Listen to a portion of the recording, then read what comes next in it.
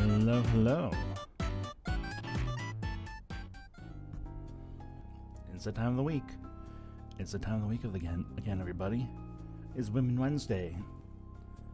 Even though I kind of miss every Wednesday here and there, but that's okay, because you know what? We're not missing it tonight. I think that I've also kind of made a record. I think this is the first time I streamed 3 days in a row, and I don't know how long. So, I'm a little sleepy, my throat's just a little sore, but that's okay, because you know what? I did not want to miss another Women's Wednesday, especially since we have the whole Caprice route ahead of us. So, I did just kind of want to come back to Twofold tonight, and I don't know why. I've just been like, it's a small peek behind the veil, because I've mentioned a few times I'm kind of in the market for a new job. I've kind of hit that awkward wall with the job hunting where I can't really do a whole lot more than what I'm currently doing, if that makes sense. Like, I'm basically kind of like going to apply to places, but the number of places I have not applied to is kind of starting to dwindle a little bit. So, it's unfortunate. It kind of sinks in a few areas, but I'm kind of trying to take it as hard as I was for a little bit, and now I'm trying to just be a little bit more productive in other areas, which includes streaming tonight. Like I said, I am working on a few things in the background as well, so you might see a few, I don't quite want to say changes here and there, but you might see a few little things pop up over the next couple weeks. Let me just put it like that. But, regardless, Twofold. Tonight is Twofold. Tonight is Women's Wednesday, Women's Day, Women's Day. Call it what you will. But you already know the name of the game. It's Wednesday. It's about the women. And we're playing Twofold because, yeah, I really want to get into Caprice's route. And I feel bad keeping distracted and not doing what I want to. Oh, that's cute. I didn't notice a little icon for her save last time. Also, I was made aware of a couple things.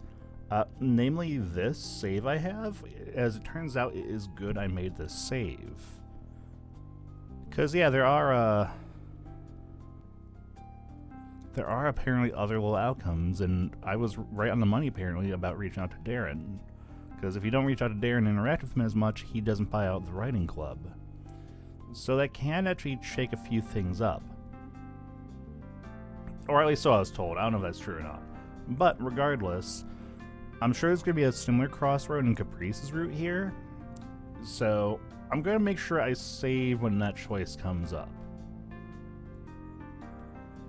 But regardless, I've been yapping for a little too long. We can get in the meat of the story, right? Like, you can't experience a Caprice route if it doesn't happen. Hey. Hey. I wasn't expecting the immediate greeting. Hey, Haley. Hey, girl. Lost my thoughts. It takes me a minute to register. Give me 1 second. Ugh. Gotta take a nice big old gulp of water to get my throat rolling. Lost my thoughts. It takes me a minute to register when Haley calls out to me from a few steps behind. Oh, hi. Hey, girl. Unlike usual, Haley's headphones are already slung around her neck like she was expecting me. Off to the art club? Yeah. Well, I hope so. I'm not sure if it'll happen today or not. It probably won't, yeah. Why wouldn't it happen today? Oh. Sorry to break the bad news. Man, I really picked the wrong club, huh? Haley's expression shifted to something slightly more emotive. Disappointed. Oh, yeah, I know Olive really wanted to dive into the studying. No. Either choice has its own issues. The writing club is barely holding together too, since Darren left. Oh no! Oh. Oh, what was... Oh. Man. Like, I know he was, like, flaky while, like... Well, I want to say flaky, because that's a little rude. I know he has his own baggage to deal with. But I know his attendance is already kind of shaky with even with Olive being there, but he didn't, like, outright leave before. That sucks. Aw, that hurts. Damn. No, I'm sad about that, actually. Darren was my boy, and he took over the writing club in Millie's route, and now he's just gone? Ooh. Damn, that hurts. Oh. Again. Darren quitting isn't exactly a surprise, considering the circumstances.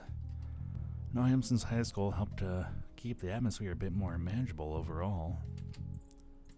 Being stuck between Heather and Millie is a pretty solid deal breaker. I look at Haley, who gives me a non-committal shrug. She looks almost as downtrodden as I feel. I joined to help keep the numbers up, but there's no helping the attitude of the other members. Damn. That didn't happen last time either. Oof. Yeah, because, like, Haley didn't really join the writing club. Didn't join either club last time, but, like, she really didn't need to, because for all the partying, like, it's pretty clear, like, the mood in the art club is definitely overall a lot more positive than the writing club. But man, Olive not joining the writing club really... Like, it was already kind of, like, crumbling when Olive joined in Millie's route, but, like, damn. To see it, like, just fall apart this quickly when not joining is just oof.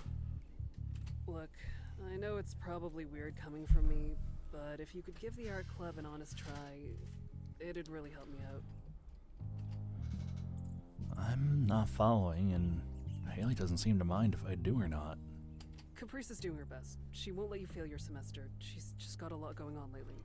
Girl, do I know it. I'll keep that in mind. What's going on exactly? I shouldn't really be the one to tell you that. You shouldn't. Great. Haley puts on her headphones, clearly ending the conversation. Or at least putting an end to any more questions. I gotta go. See you. Okay, but... And you're gone. Never change, girl. Part of me kind of wishes there was a Haley route. Haley turns the corner out of sight, clearly in a rush to get somewhere. I rub my eyes, willing myself to not turn around and head home for the day. Whatever her reason, if Caprice is going to call off the club for today, I should at least show up to say I did.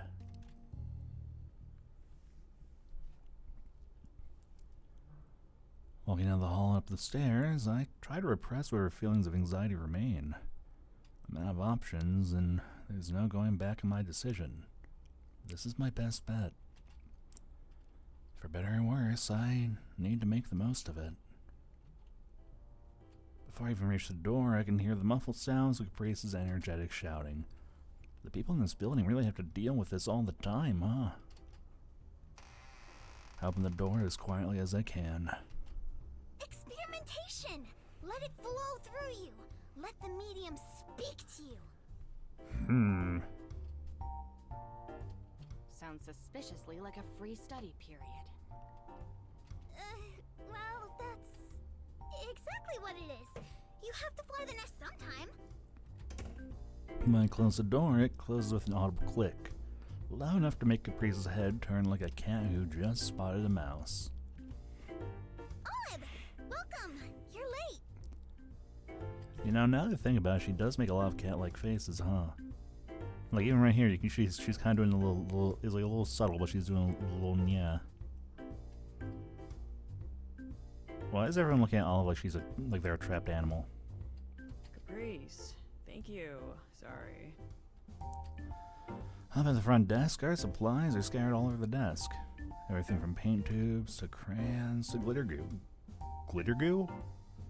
I mean, glue I guess is kind of like goo, but glitter goo. Did I interrupt you? Yes, with perfect timing too. Come sit. I'm good. Whoa, what a cold response. Did you have a bad day? Yeah, it's just one of those days where I don't want to wake up. Everything sucks. Everything is I'm having a bad afternoon. Per usual. Huh? I thought it's been pretty nice so far. An Eileen bad is an average Joe's great. Allison giggles, and Eileen closes her eyes in possibly mock frustration. If she is sincerely upset, it melts away instantly as Allison shudders closer to her, wondering something about their dinner plans for later. Oh, are they roommates? Are they roommates? Oh. Give it an honest try. Well, Haley, here goes nothing. So, what's with the table? Something about a free period? I was actually hoping to review the lecture from last week. You know, a thought also just occurred to me.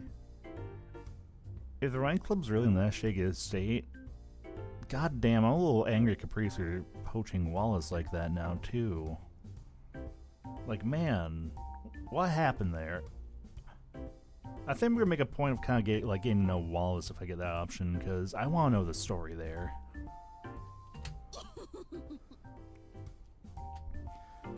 A scary glint catches in Caprice's eye. She pulls her hat down slightly, shadowing her face. You walked right into my trap. Last week's lecture was all about artistic choices. Why does an artist choose dry media over wet? A 2D painting over a 3D sculpture? I'm not really understanding this second time around either. A true Renaissance artist was experienced in many forms of art. Each and every medium has unique capabilities. Okay, I will say I'm loving the little doodles that pop up on the screen, though. The best thing to do to understand these artists is do. Putting her hands on her hips, Caprice looks at all of us like a captain at the helm of a ship, unwavering to the rocky waters ahead. I have things to do today, so it's up to all of you to support each other. Mostly Olive. What? You're leaving? I know Haley told me to expect it, but it's hard not to be disappointed all the same.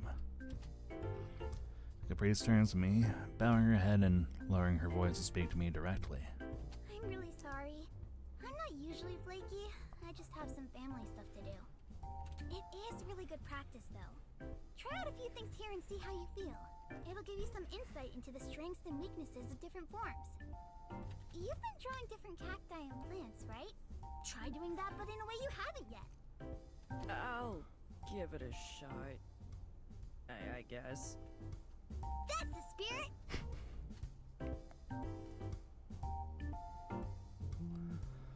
Caprice's phone buzzes in her pocket.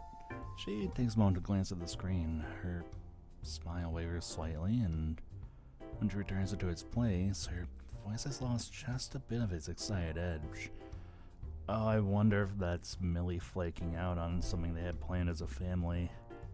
Well, I'm off. Have a good time, everyone. Wallace, would you mind locking up my stuff when you guys leave? Sure. Take care. See ya, Caprice. Eileen has already returned her own bag, obviously ignoring the prompt for today. She takes out tubes of paint and well-used brushes. Caprice gives 2 thumbs up and hops out of the room, taking out her phone and dialing as she goes. Too late, I realize I forgot to ask her about the notes she was going to lend me. I'll have to call her later and see if she'll be able to share them before the weekend.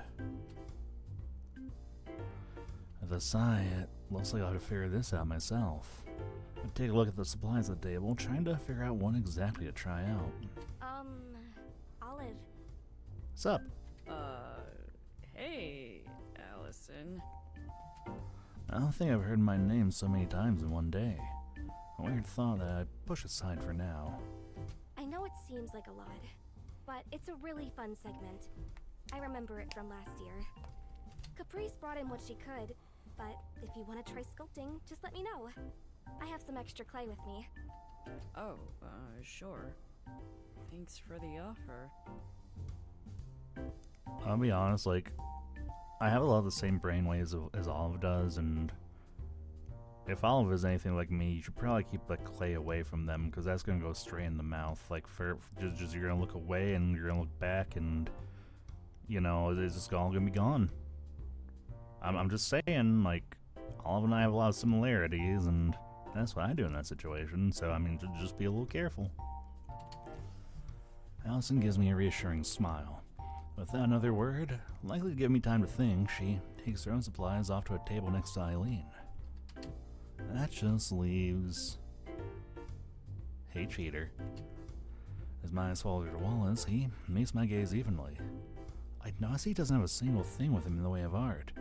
Instead of his usual tablet and laptop combo, he's holding a notebook and ballpoint pen. I'm not drawing today, so I won't be much help. No worries. Do you have an art block or something? Far from it. He gestures with his notebook as if I'm supposed to glean some important information just from the cover. All it says is roughs in poor handwriting on the cover. What is that supposed to even mean? I'm going to be planning out the next chapter of my comic. Oh.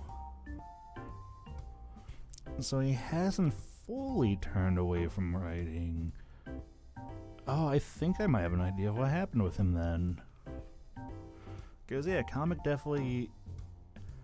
a comic definitely would be kind of a mixture of the two mediums. Like, yeah, you have to do art and drawing, but you gotta bring in, like, some storytelling, too. Without drawing? Yeah. No, like, that's part of the process. Like, sure, you can draw whatever you want, but if you don't have a story, like, planned out, you can't just dive into it. I need to write it before I can draw it. I don't know if it'll count in your case, but it's pretty easy to do if you get in the headspace for it. I see. Thanks. Wallace steps away to a nearby table, opening his notebook and taking out a pack of index cards. Even from here, I can see the cards have a lot of writing on them. Something to reference as he goes, maybe? Well, the options are all here. Just have to pick one. I'm at total loss here. Oh wait, can I save? Oh no, wait, where's my save option? Hold on. Data. There we go. Perfect. Alright, draw. You say he was writing, but... See, sculpt alongside Allison. Sculpting is intimidating, but she's nice. Try painting like Eileen. Painting is straightforward at least.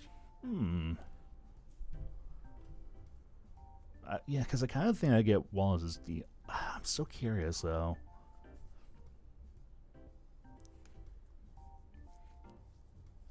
And right now, I'm kind of leaning towards learning more about Allison and Wallace, because Allison is, like, I can definitely tell she's a sweetheart.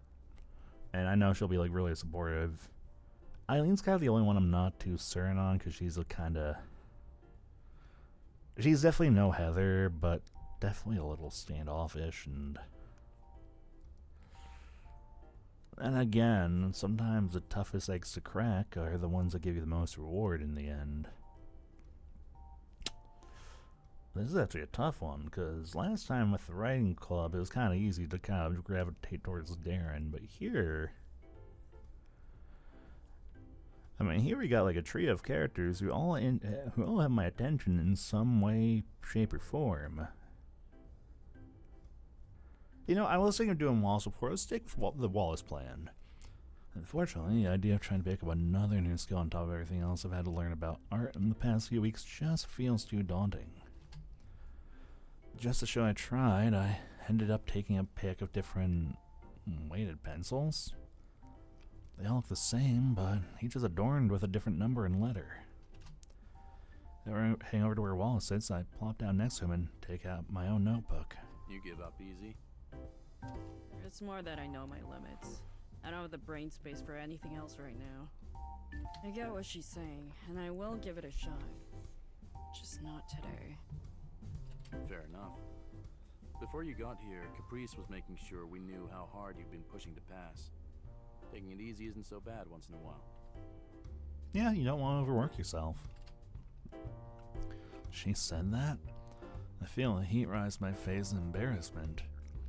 As much as I like to downplay it, it seems Caprice is really taking my situation to heart. So what? Want to play for the other side today? Try your hand at writing a comic out? I guess I could do that. It's not really any different than a short story, right? Depends on the comic. Wallace smiles a bit to himself. Sure. Go ahead and write it out. I'll take a look at it after. Everything about that sentence sets off alarm bells in my head. Whatever I said is so terribly wrong that he doesn't even want to entertain it. I consider asking him, but he's already turned back to his own notebook. I sneak a peek at the page he's working on. Some sort of bolded list, but he quickly notices my cheating and just enough to obscure from my view. The only way out is through, then. I start writing out a small story. All done? I think so. A simple story, honestly. A young student has a dying houseplant and tries everything to save it. The caretaker ran to and fro, bringing water and sunshine, only to realize what the plant needed all along was love. Please don't read it out loud. I don't know anything about good story structure, but it's a safe answer after all. I guarantee it won't be any less mortifying when you have to draw it out, page by excruciating page. So, how many pages will it be? Probably the same as the script, right? Try tenfold. It's a nice story, but without any dialogue, you'll need the visuals to carry it home. No exposition, no purple prose, just a student and their houseplant. The scale of it dawns on me. Each page having its own composition, the amount of expressions I need to draw, figuring out the pacing. Yeah, comics aren't that easy. This isn't the writing club. You'll need to write it out in a different format to make sense if you ever pass your script off to an artist to draw. All of this to say, if Caprice were here, you'd have failed. Back to the drawing board, then. I sigh, dejected. Everything's sour. Wallace shares his notes with me, each and every page going right over my head. He does raise a good point, though. Like, you can't just... You can have a story, but you gotta definitely factor in the medium you're portraying it with as well. Drink aqua. Oh, is this the aquarium? Oh, look! A sea turtle! Yep, I love the aquarium. He's cute. The two girls press their hands against the glass to look at the turtle in question, which the sign explicitly says not to do. He doesn't seem to mind, lazily swimming by. They appear to be the only ones among us excited to be here. Eileen and Wallace look half interested from a couple feet away. I think I'm in the same boat as them. It's not that I don't like looking at the wonders of the sea, just not now, under these circumstances. I originally pegged Eileen's asinine field trips remark as one of her typical grumblings, but Caprice wasted no time validating her. When Caprice called me this morning to tell me we were going to an aquarium, I almost immediately refused. Still wondering if I should have. The last few art club meetings alone have been more of a casual hangout than anything else, and the last thing I feel like doing is hanging out when I could be studying. Still, it's about the only opportunity that I even had to even speak to Caprice since I decided to join the club, so I figured I might as well go. Hey, are you seeing this? Pay attention. This will be on the test later. Test? I perk up a little for the first time since we arrived. Something akin to hope swell in my chest. Is this a roundabout review of the last few classes we've had? She probably means there's like a tour guide. There's like a tour test at the end or something. There's no test.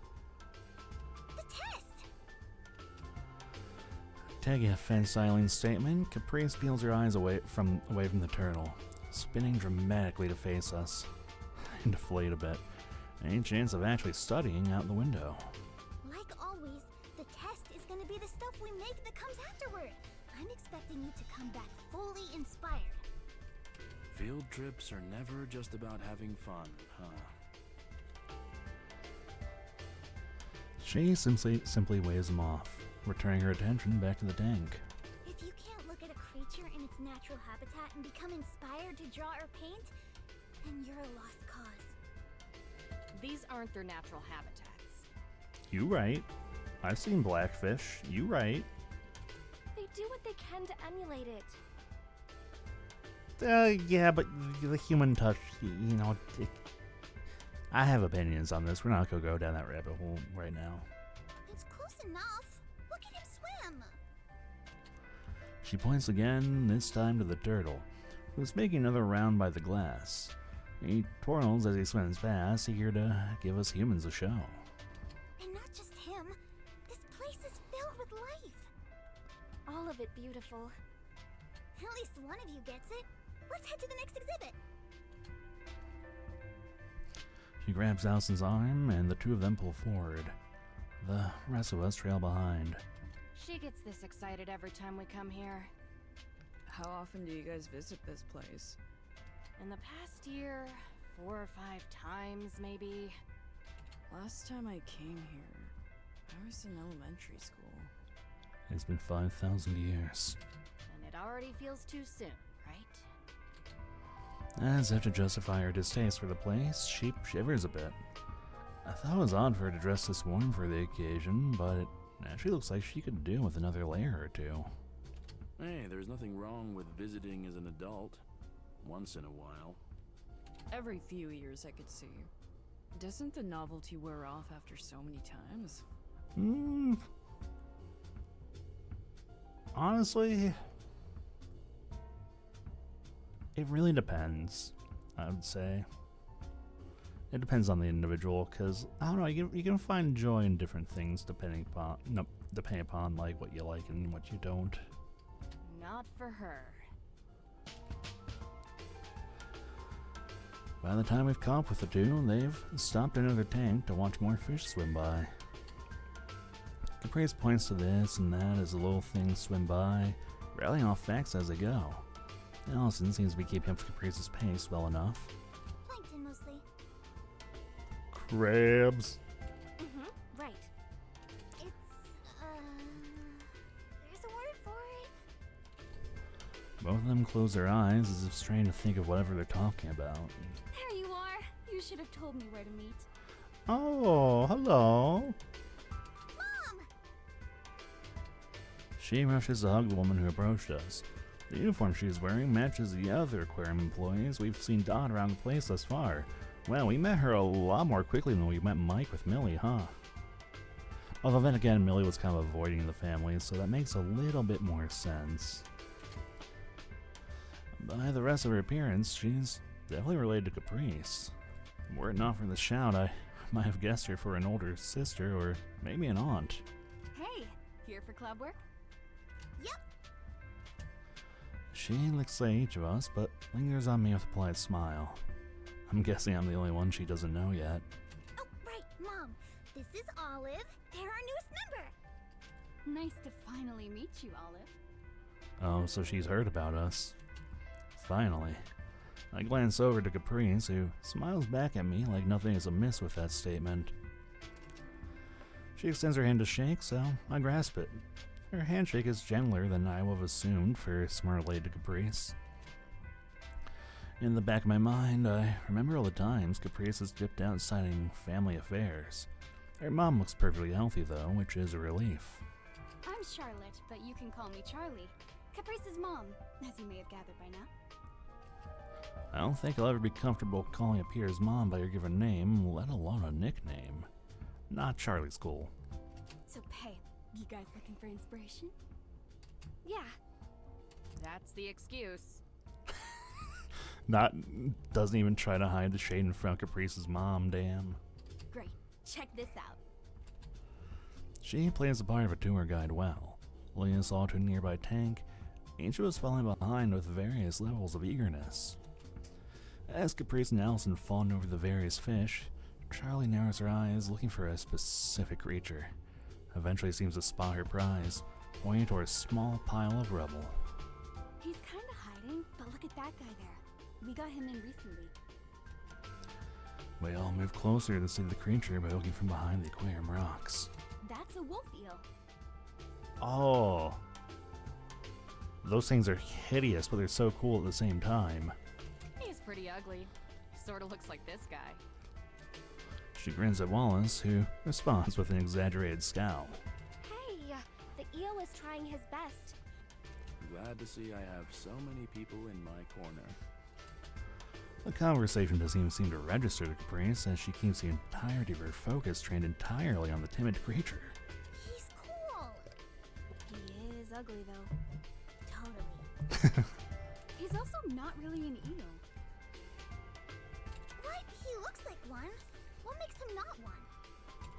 Rather than turn to Charlie, Caprice leans further into the glass, trying to dissect the not actually an eel with her eyes. Something to do with gills, or... you're gonna have to be the one to tell me all that stuff. Wait, I see. He has little fins behind his head. No one else reacts, but Caprice looks extremely pleased with herself as she stands up straight. You know, like a fish. He's a really long fish. Are eels not fish? Rather than show off how ignorant I am about the classification of marine life, I'm more interested in how Caprice knew that in the first place. Actually, I'm curious now, is that true? Are wolf eels not? Are they fish?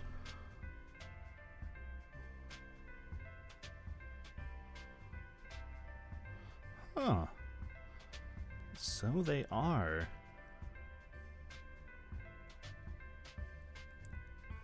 I mean, yeah, now that I'm like looking more closely at their body shape, I guess that does make sense.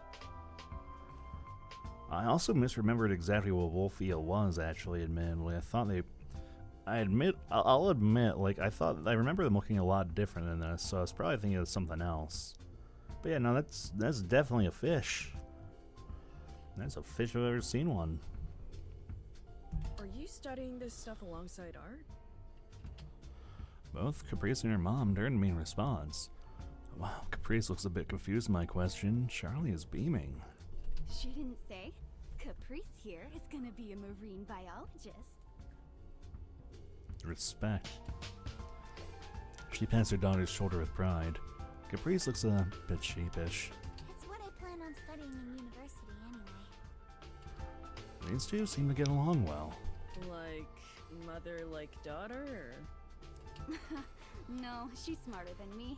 I just memorize scripts and whatnot. Though you can't work here long without learning some stuff. I'm more about marine mammals, though. We should go see the otters next. I love otters. Yeah, I've been looking forward to it. Honestly, otters are great. They're just such inquisitive little creatures. You might want to wait. Feeding time's coming up soon. Speaking of feeding time, if we're gonna be waiting anyway, we may as well grab something to eat. I'm on my lunch break. We can all go together. Man, this really highlights just like how much well, okay, I want to pick my words carefully here because I know there's a wrong way to say this.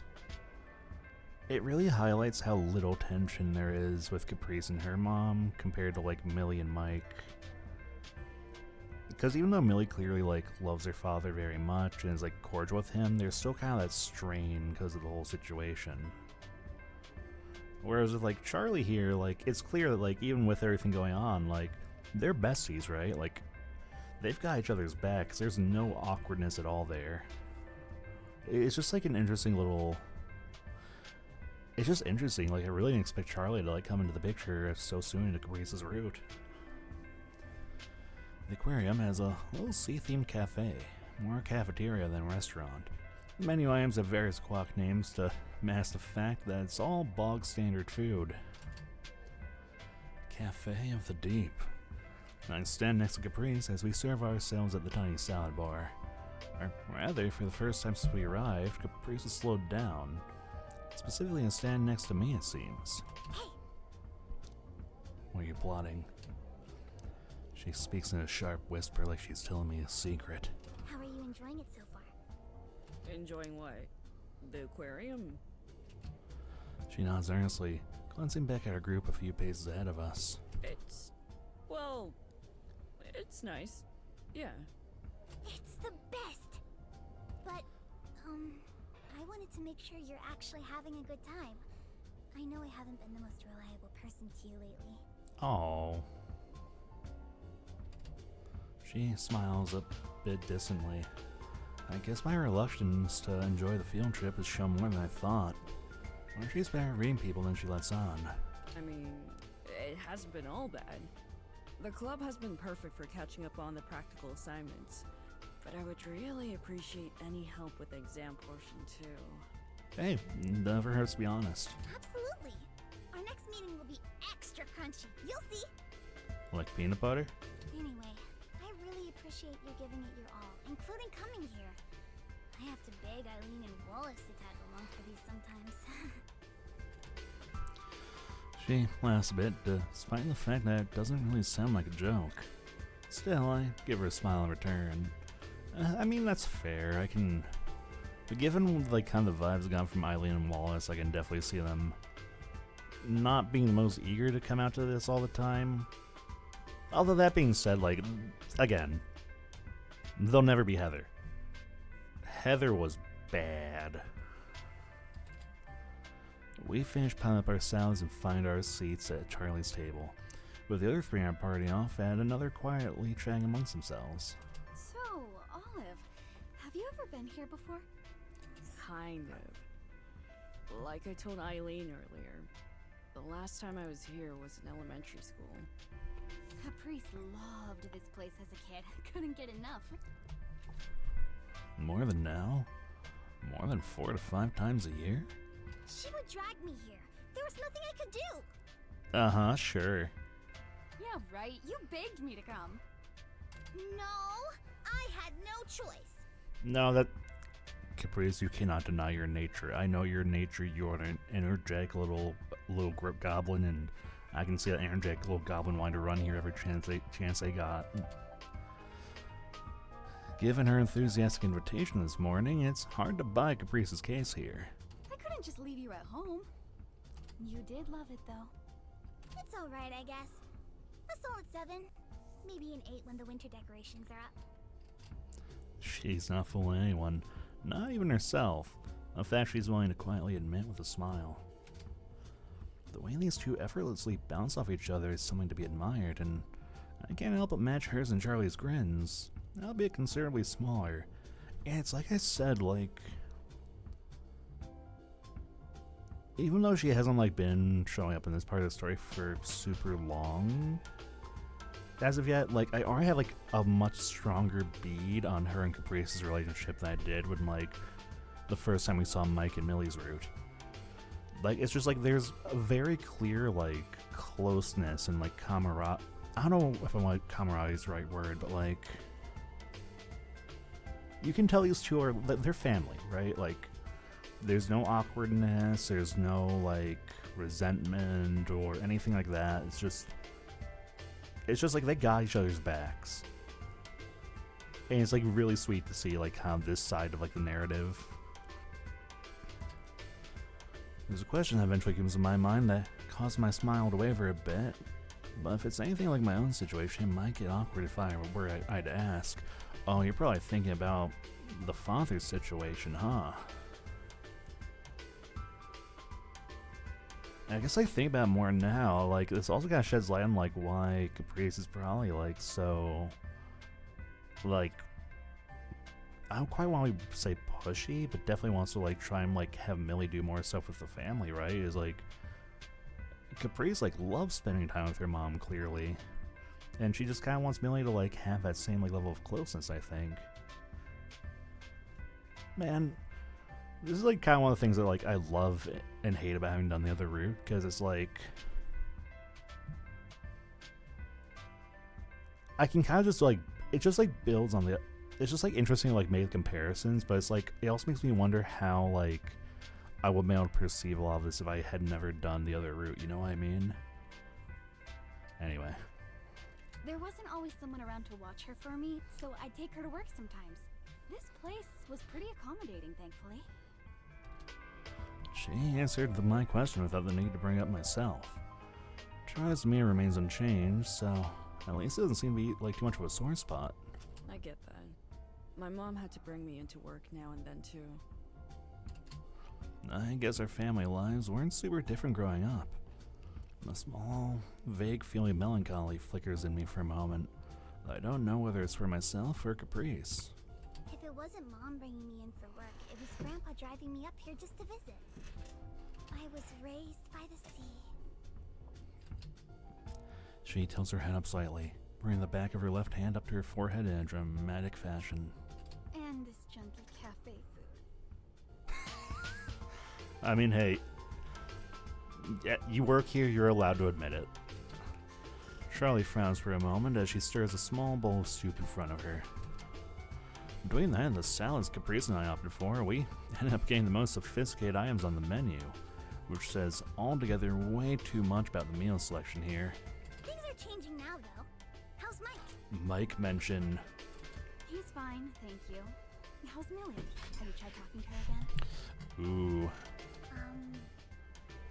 So anyway, when's audit time? Yeah, there's that awkwardness. I wonder if this also means, like, I wonder how we're going to learn about the marriage situation then. Because Familia is definitely something kind of, like, hard to bring up. And I think it's definitely going to be hard for Caprice to bring up too, but, like, clearly we're already kind of, like... The barrier is kind of, like, already, like, a bit more down here than it was with Millie, right? So... I'm curious to see how, like, that kind of gets introduced. Oh, man. So that looks like genuine disappointment finally makes its way to Charlie's face. It doesn't really suit her after seeing her smile nonstop since I met her. Caprice. Don't worry, Mom. Things will work out fine, I'm sure. I sure hope so. I wouldn't want to. Mom, really? It'll be okay. Their conversations go like this the rest of lunch. The other club members occasionally chime in from a table away when prompted. They seem to be pretty familiar with Caprice's ma, Charlie, talking as if they're old friends. Though we have pretty similar upbringings, I couldn't imagine bickering with my mom so much, even if it's all in jest. Although it's different than I'm used to, it's still a relationship I can understand. There's the closest when all you have is each other. Although this is cute, like, there's that bonding of like, aw, I love my mom and you love your mom too. Caprice mentioned a grandpa, and I'm sure other friends and family members came in and out throughout her life, but her core family was her and her mom. I know what that's like. When it's just the two of you, you hold on to each other as best you can. Before long, Charlie declares it's almost feeding time, so we make our way to the honor exhibit. Oh. just Allison and Eileen back there. Oh, they are totally roommates. You can't look at that and tell me they're not roommates. Like, just the way like Allison's just like melting into Eileen and the way Eileen is blushing. Those two are absolutely. They're absolutely holding hands. You can't tell and convince me otherwise.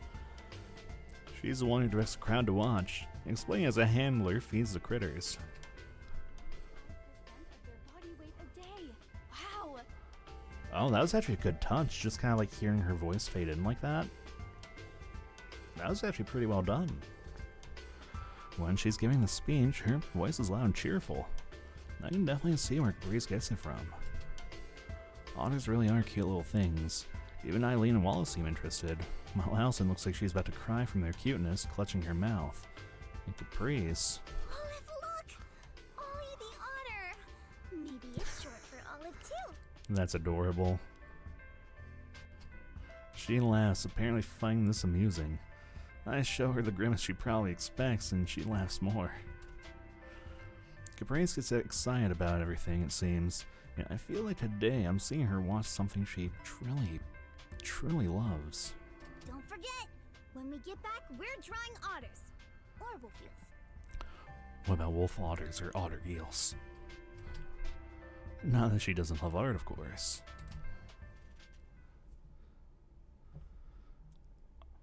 Man, I love otters. Like they really are like just such fun little creatures. They're also like very curious. Like just as a small like little ramble tangent here. There was a zoo I used to went to on occasion growing up, and they had this like Japanese otter exhibit, and the otters were just like the cutest little creatures, because every time you would like walk up to their exhibit and they would just all come flocking over to say hello. Like you just like walk up to like the edge of their exhibit and they just all come like they just come rushing over, like squeaking and yipping, all excited. That brings back some good memories.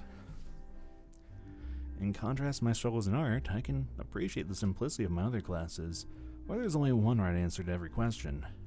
I just wish the research material was lighter.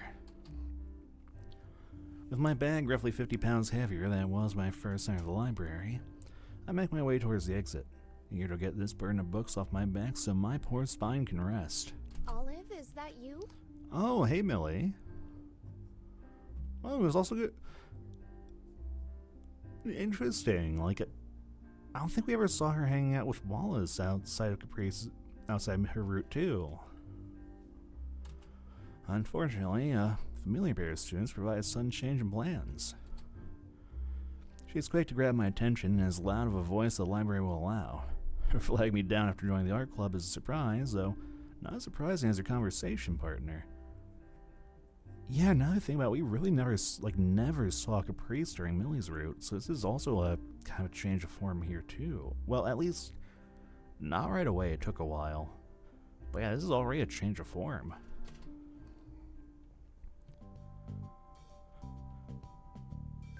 Oh, wait, I wonder if, like, her hanging out with Wallace is something that was, like, influenced by her choice earlier.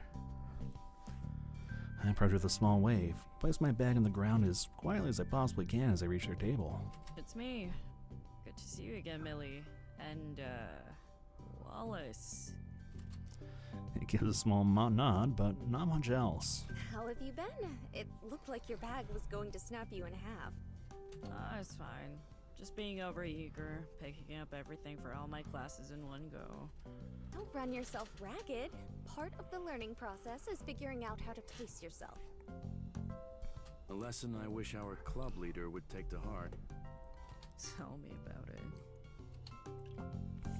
Millie meets my side with a small chuckle. So what's going on here? Leaking intel to the enemy? I make a deliberate attempt to control my tone, to make it obvious as a joke, which I'm sure only makes it sound worse. Millie's smile doesn't change at least, which is good. You're closer than you probably think you are. Now I'm curious. I am too. Yeah? I was in the writing club till Caprice and Eileen dragged me over. Literally. I feel like it needs to be said, so Millie and I catch up and talk about current goings-on between the two groups now and again. You know, it's nice that you're still friends despite that. Waters may be a bit rough right now, but Caprice and I are still friends. Wallace has been kind enough to be my eyes and ears on the inside, making sure things are still going okay. Huh. That's surprisingly tame, given how I've seen them act towards each other until now. Yeah, it makes me happy how, like, even though we're obviously not going to be anywhere near as close with Millie during this route, like, how she's still kind of, like, willing to, like, openly be like, yeah, no, I still care about Caprice. Guess just talking to her yourself is still out of the question for now? If only. It's fine. Being a double agent has its perks. When you're on both sides, you're on no one's side. The fence makes for a comfortable sitting place. True. Well, I'm glad you found a place that works for you. I'm content not being part of the larger picture. Oh, you fool. Too late for that, I'm afraid. Your fate was sealed the second Millie waved you over. Well, it smirks at the confusion on my face. Oh, excuse me. Millie's unwavering smile starts to feel a little more sinister as the seconds pass by. Huh?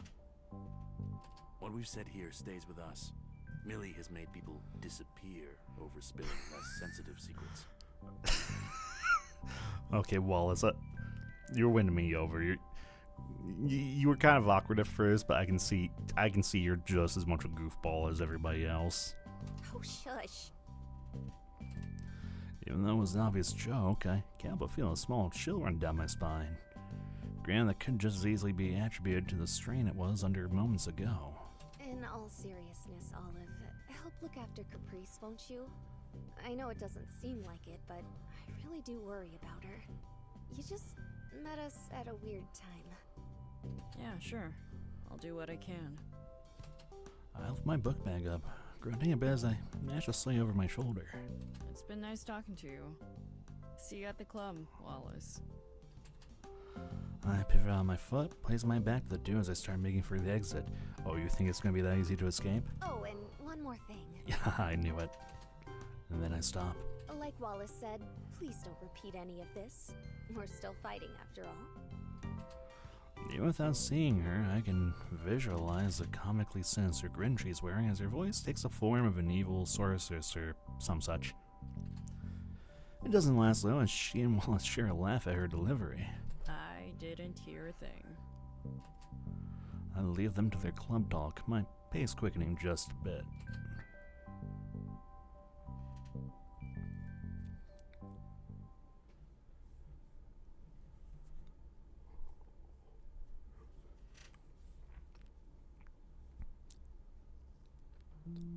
I wake to my phone's buzzing incessantly.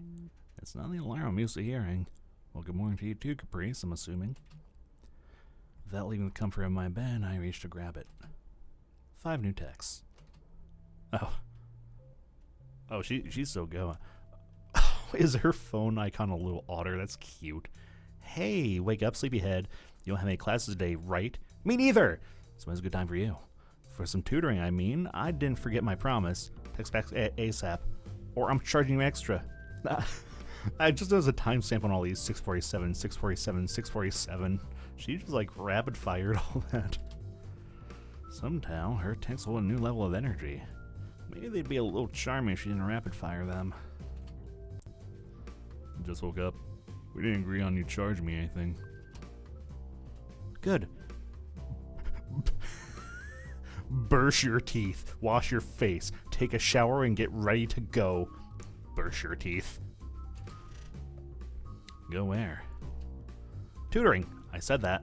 Pay attention.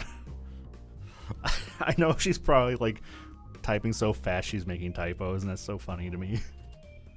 I mean, on campus? Nah. We could meet somewhere, or maybe I could come over. That's fine, I guess. Or wait, you could come here. Go to Caprice's place, huh? Will Millie be there? They're still fighting, right? Do I really want to go directly in the trenches of that war zone? Your roommate's okay with that? Yeah. Don't worry about it. Everything's under... Okay, I got it. Control! Gonna need a dress, of course! As soon as she gives it to me, along with some confusing directions I'll ignore and find online instead. We decided a time for me to come over as well. Since I work tonight, I'd like to get this done early. Once again, she's ambushed me. Increasingly, my decision to join her art club is filling my everyday even outside the club room. Regardless, I feel a strange sense of relief wash over me. She didn't forget her promise. With the files inching closer each passing day, a promise of genuine tutoring is like a ray of light in the darkness. From the beginning, I knew that choosing art club meant trusting Caprice. I need to get ready to go, which means giving my all into today's reviews. I don't know when I'll get another chance like this. My grades are hinging on it.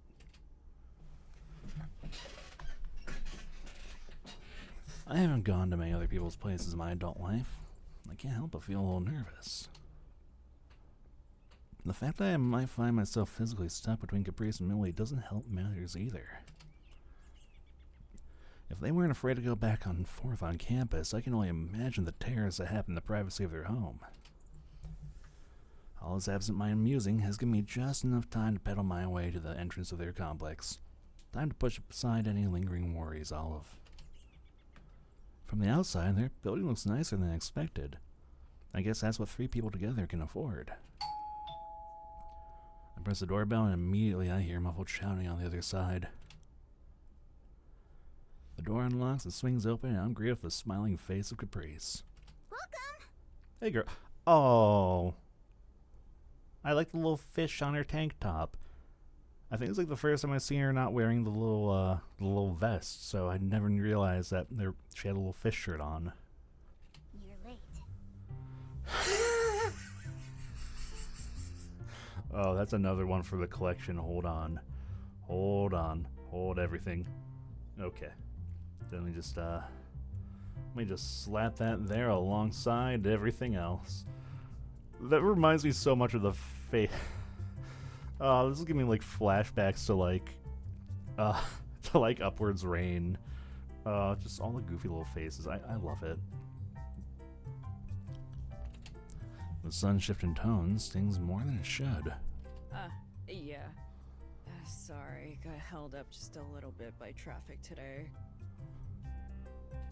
The smile quickly returns, her disappointment nothing more than a joke. Don't worry. We'll just do double time. Come in. It's only like 5 minutes. Didn't miss that flash of a face. Caprice turns and bounces back inside. I hesitantly follow her lead. Now I know for sure the apartment's definitely bigger than mine, and it certainly looks lived in. In the living room, clothes and books and various items lay strewn about. Maybe I shouldn't have expected them to be tidier. Ellie sits on the couch, flicking through her phone. Hello. Hey, girl. Hey, Haley's here. She won't be joining us for tutoring. I'm banned from all art club activities while acting as a traitor to the other side. I suppress reacting to her comment by feigning interest in their ceiling. And it seems the stakes are higher than I thought. Walls denying secret betrayal with the writing club gains another layer of complexity. I try to look too obvious as I glance around. What about, Millie? She's out. Long gone. At least for a few hours. I feel my shoulders relax. That's one thing I don't have to worry about today. Let's get to work.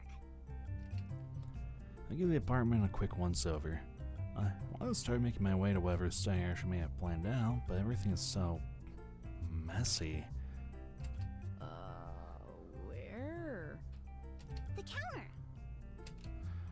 She points towards the kitchenette, wherein lies the counter in question. It's covered in books, paperwork, and a variety of other so-and-sos. I guess it qualifies as the most study-esque place here. I wonder where they eat then. With that in mind, I notice their clear countertop and their sink full of dirty dishes. This kitchen and its contents have clearly gone to waste. Do you guys ever cook in here? Cook? What's that? What is this? What is cooking? What is this wizardry you speak of? Not. Ollie. Ollie. Looking like she's about to admonish me, she pauses for dramatic effect. Oh, she's already calling us Ollie. That microwave gets everyday use.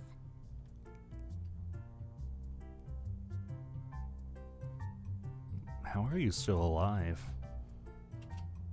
I'm sure. Right. Are you really sticking with that?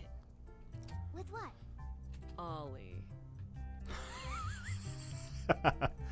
Curse your nickname. Ever since our fateful encounter with Ollie the Otter, Caprice has decided the name suits me. You don't like it? The only person who calls me that is my mom. It's kind of embarrassing. That's right. I remembered that, but like, I guess like I never really thought about how Olive would like react to someone else using that nickname. It's cute. Isn't it cute? It's pretty cute, Ollie. And that just embarrasses me more. I hear this enough from Mom as is. While Caprice is being genuine, I'm almost certain Haley is playing along just to mess with me. Her little smile definitely makes it seem that way. I'm just not used to it. I mean, do you really have to? Do you really have to remind me of my mom? Yes. It's important. super important. I sigh. This topic isn't important enough to argue. Do what you want. Caprice. I try to say both those words at the same time. Caprice fist pumps in dying victory. She begins the task of moving things off the table and out of our way. I join to help, but following her lead, I just place them in some other cluttered part of the room. Are you three managing well enough on takeout and frozen dinners? Well enough. You know how it is. College life. There's one thing I'm absolutely clueless about is college life. I don't know about that. I cook as often as I can. Right? But that isn't always an option. I can make eggs. Oh no, how are you both alive? It's something, at least.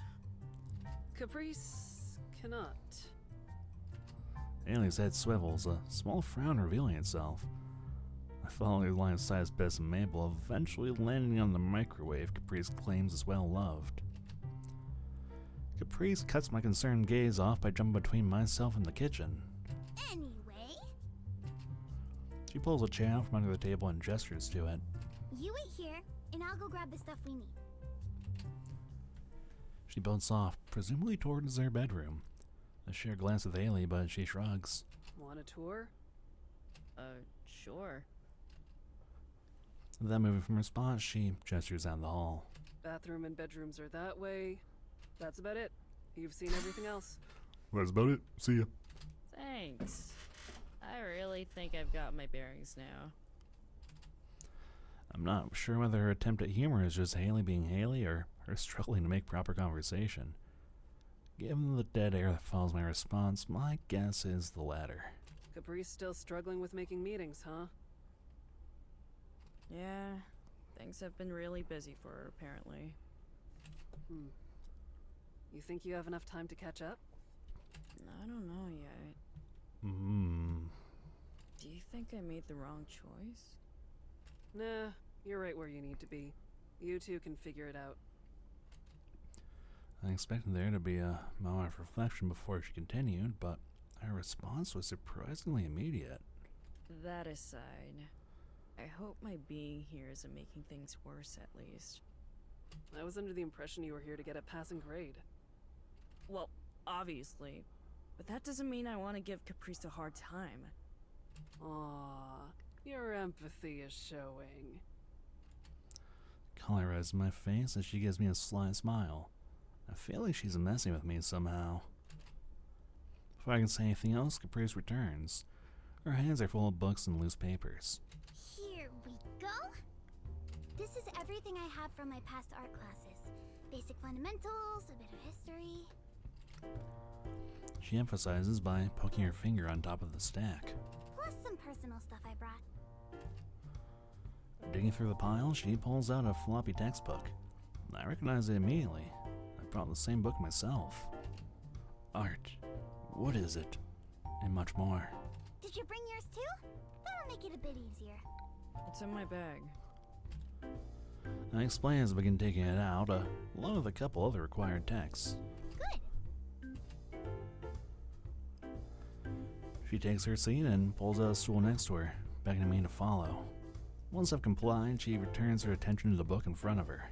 So in the club, we've been working on basic art techniques, and that's good. But the class is also about this stuff. She quickly flips pages like it's a flip book. Art history, art theory, art knowledge. So how much do you know? I open the book and stare at the page I've randomly turned to. I'm not sure what I'm looking for. In truth, I've barely even opened this thing ever since stressing about it at the diner way back when. Caprice was right, the professor hardly ever brings it up in class. I have been hoping all this time to look at it in the art club, so I also put off my own independent study. Okay, we'll start with chapter 1. Chapter 1 it is then. Good luck. Taking it from the top. Wrong again. Take another look. An important thing to look at is the values and shading. I look dumbfounded at the picture in the book. It's some old painting. Caprice's hand covers the caption. I'm not even exactly sure what valley it refers to. Does this even matter? It'll probably be on the test. Do you know the answer? Yes. Just that indignant look like, yeah, of course I do. I give a long sigh, leaning back against my chair slightly. Why did I think this would be any easier in the first place? I feel more stupid than ever, the beginner questions of the book completely escaping me. Caprice closes her eyes, refocusing herself to find a new angle of attack. Something eventually must come to her as her eyelids open and she focuses in on me. You're taking this class because you're struggling, right? Yeah, obviously. It's not like I'm against... I know I'm tutoring you, but I hate asking for help. Feeling like you're unable to do something yourself is the worst. Seminars are actually really hard for me. It feels impossible for me to learn from someone else droning on and on. I want to just skip sometimes. For the first time ever, it sounds like Caprice is complaining. Compared to her usual dramatic grandstanding, though, this feels a bit different. But I really want to pass all my classes too, you know? So I go because it's my only chance to learn all the stuff that isn't in a book. I love marine animals. I really want to work with them someday. So I keep trying my hardest. And even with the stuff I struggle with, I get through to the end somehow. Are you trying to be encouraging? You have to try your hardest in everything you do. Nothing's totally insurmountable.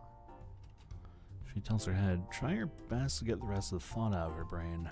Well, the stuff that's important to you at least. Does this matter is up to you. I look down at the pages of the book, not focusing on anything. I mean, this stuff is important. I want to pass. That's why I'm here. It just feels disconnected from me. I don't understand how to look at fine art and understand what I'm looking at, much less how to do it myself. She scratches her head, clawing for an idea. You just sort of feel it in your bones. I don't think anyone can teach me how to do that. Well, maybe it's just that this study method isn't good. Got any better ideas? She scratches her head even harder. The fur and scratching stops as she crosses her arms in front of her in thought. Let's take a break. I'm hungry. Yeah, sure. Lunchtime. She had my attention for a second there, but it seems like the moment has passed. What do you want to do for lunch? Well... My eyes wander around the mistreated kitchenette. I don't mind the morning fast food, but between my small exchange with Haley and Caprice's surprisingly open speech, I feel like it'd be rude of me as a guest to let them worry about that today. And, well, I guess my empathy is showing. If you guys are okay with it, I could cook something. Caprice immediately lights up at the suggestion. Even when she's mostly hidden behind the couch, it's not hard to see I've gotten Haley's attention either. I need a clean space first. Clean your kitchen, girl. Oh, right. I remember when we had to clean the kitchen in Millie's route too. It looks like war never changes, huh? We can help with that. Boxed spaghetti, olive oil, a little bit of garlic, salt and pepper, grated cheese. Some pepperoncini would be nice, but this is more than enough. This should be good enough. No one has any allergies or intolerances, right? Nope. Lactose, but I'll still eat cheese. Thanks. That's okay. Most cheeses... I look over and see the two of them are giving their undivided attention. Haley's expression is hard to read as usual, but Caprice is looking on with genuine interest. Usually fine. In any case, just sit back. This shouldn't take very long. I set the pasta to boil. You know, this is pretty easy to do. I think you can learn just by watching. Oh, I've done it before. So not just eggs, huh? I get to work on the sauce as well, giving each ingredient a small sniff before throwing in the pot. Not fully willing to trust the things in this mess of a kitchen. Oh, I wonder if this is what Caprice is gonna like kind of latch on to is, hey, look at how analytical you are in cooking. Maybe you can apply that to looking at art. As long as the instructions are easy, I can do it. But, you know, sometimes you just don't feel like it. How often is sometimes? A lot of the time, I'm guessing. Most? I can't stop myself from sighing. This isn't really a good way to live. It's a good thing we have you. I'm not gonna be your personal chef. She snaps her fingers. Darn, you seem really good at it. Well, that's my job. Oh, right. The trolley diner. Trolley? You picked up everything just from that? More or less. I only really had to learn the basics for the menu, but I like to research things on my own. And I wanted to try new things for my mom and me back home. That's cool. Yeah, impressive. Not exactly a gourmet chef. But you know a lot, right? And you're actually a pro. I don't know if knowing how to put together a BLT or scramble an egg makes me a pro. I think that anyone could learn to do what I do at work. The fact that you're practically self-taught isn't nothing, though. Some gears seem to be turning Caprice's head as she crosses her arms again. I'm terrified of what could be coming next. Yeah. Say, Ollie, what's the origin of this dish? Not quite what I was expecting. What? Spaghetti? She nods enthusiastically. Haley smirks me. I can't tell if I'm being made fun of. It's Italian. Common with tomato sauce, but you guys didn't have any. This is a little more traditional. I pick up the box that once held the noodles. Not that this is authentic Italian or anything. How do you know that? Huh? Doesn't everyone? Yeah, but there are things that make it definitely Italian, right? Sure. Olive oil is a big one in Italian dishes, but the way the noodles are. Oh, I see what's happening. I shut my eyes in the back of the pasta box to my tutor. She gives an embarrassed looking "you got me" smile. You get it, right? This is the same exact thing. No matter what you're learning, the building blocks are all the same, from pasta to paintings. At least that's what the class is trying to say. You can make an Italian dish because you know what makes one up. And if you know what makes up a Baroque-style painting, you can recognize it and paint your own. Again, Caprice has surprised me enough to keep my attention. It's just like cooking. You just try stuff out until you get the hang of it. Considering the little I know about her culinary escapades, that alone explains so much. Wait, no. It's really not the same at all. I read recipes. I also have my manager at work constantly watch over me and tell me if what I was doing was right or wrong. Isn't that the same as the tutoring you're getting right now, though? I'm not really the type to learn by just diving headfirst and hoping for the best. Something clicks for both of us, and we swivel to meet each other's gaze. Aha! That's it then. I'm gonna have to teach you all the recipes for every art movement. That'll be easy. Consider me the soup chef of social movements.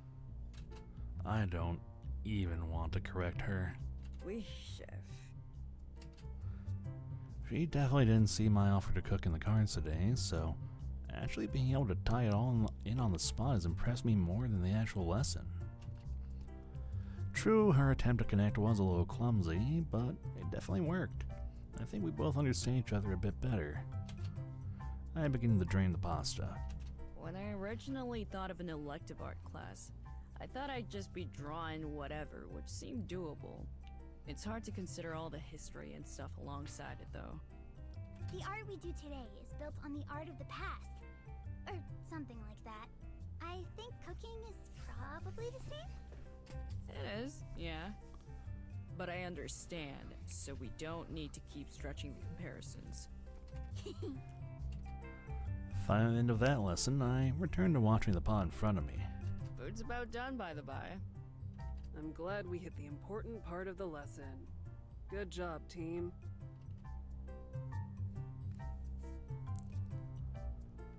Over lunch, Caprice tried touring me from the books more. Haley looked on with what I can only guess is amusement.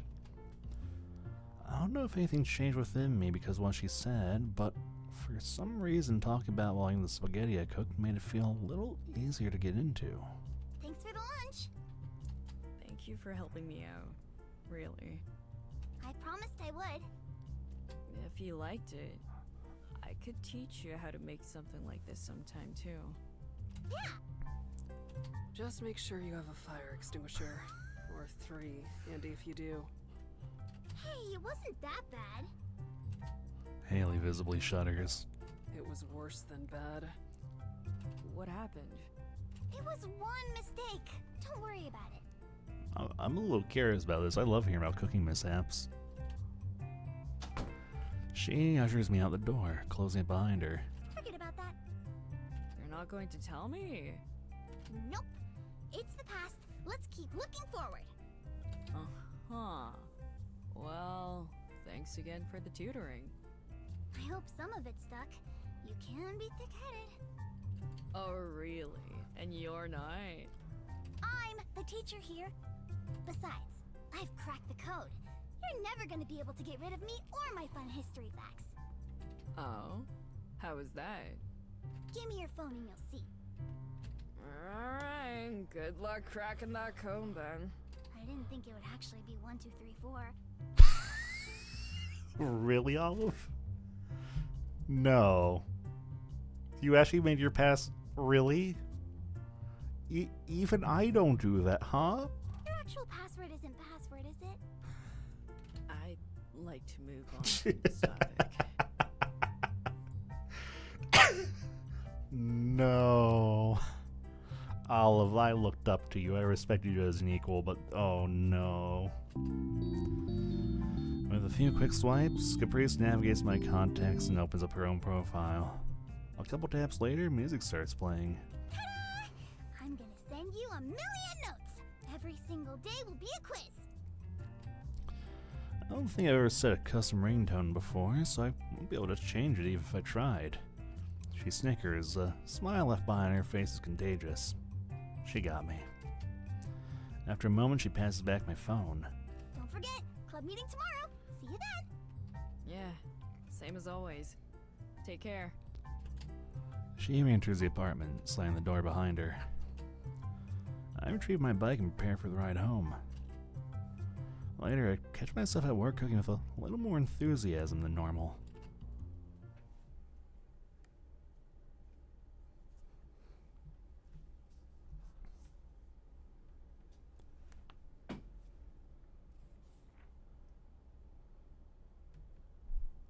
I must have got like a sore thumb in this room full of nonchalant students as the professor passes around the stack of handouts. I know we're a ways off, but I like to assign the final for this course relatively early. While my peers' eyes largely seem to glaze over, I find myself desperately clinging to every word. I don't think this is a hard class, but I do expect a few things from you. For this project, I not only want to see a technical understanding, but also a window into your mind. I want to see you know what art is, not just how to execute it. It's a bit of a subjective metric, which is why I want to assign this early. I can teach you the former, but it's up to you to figure out how to present the latter. I want to give you time to stew on it.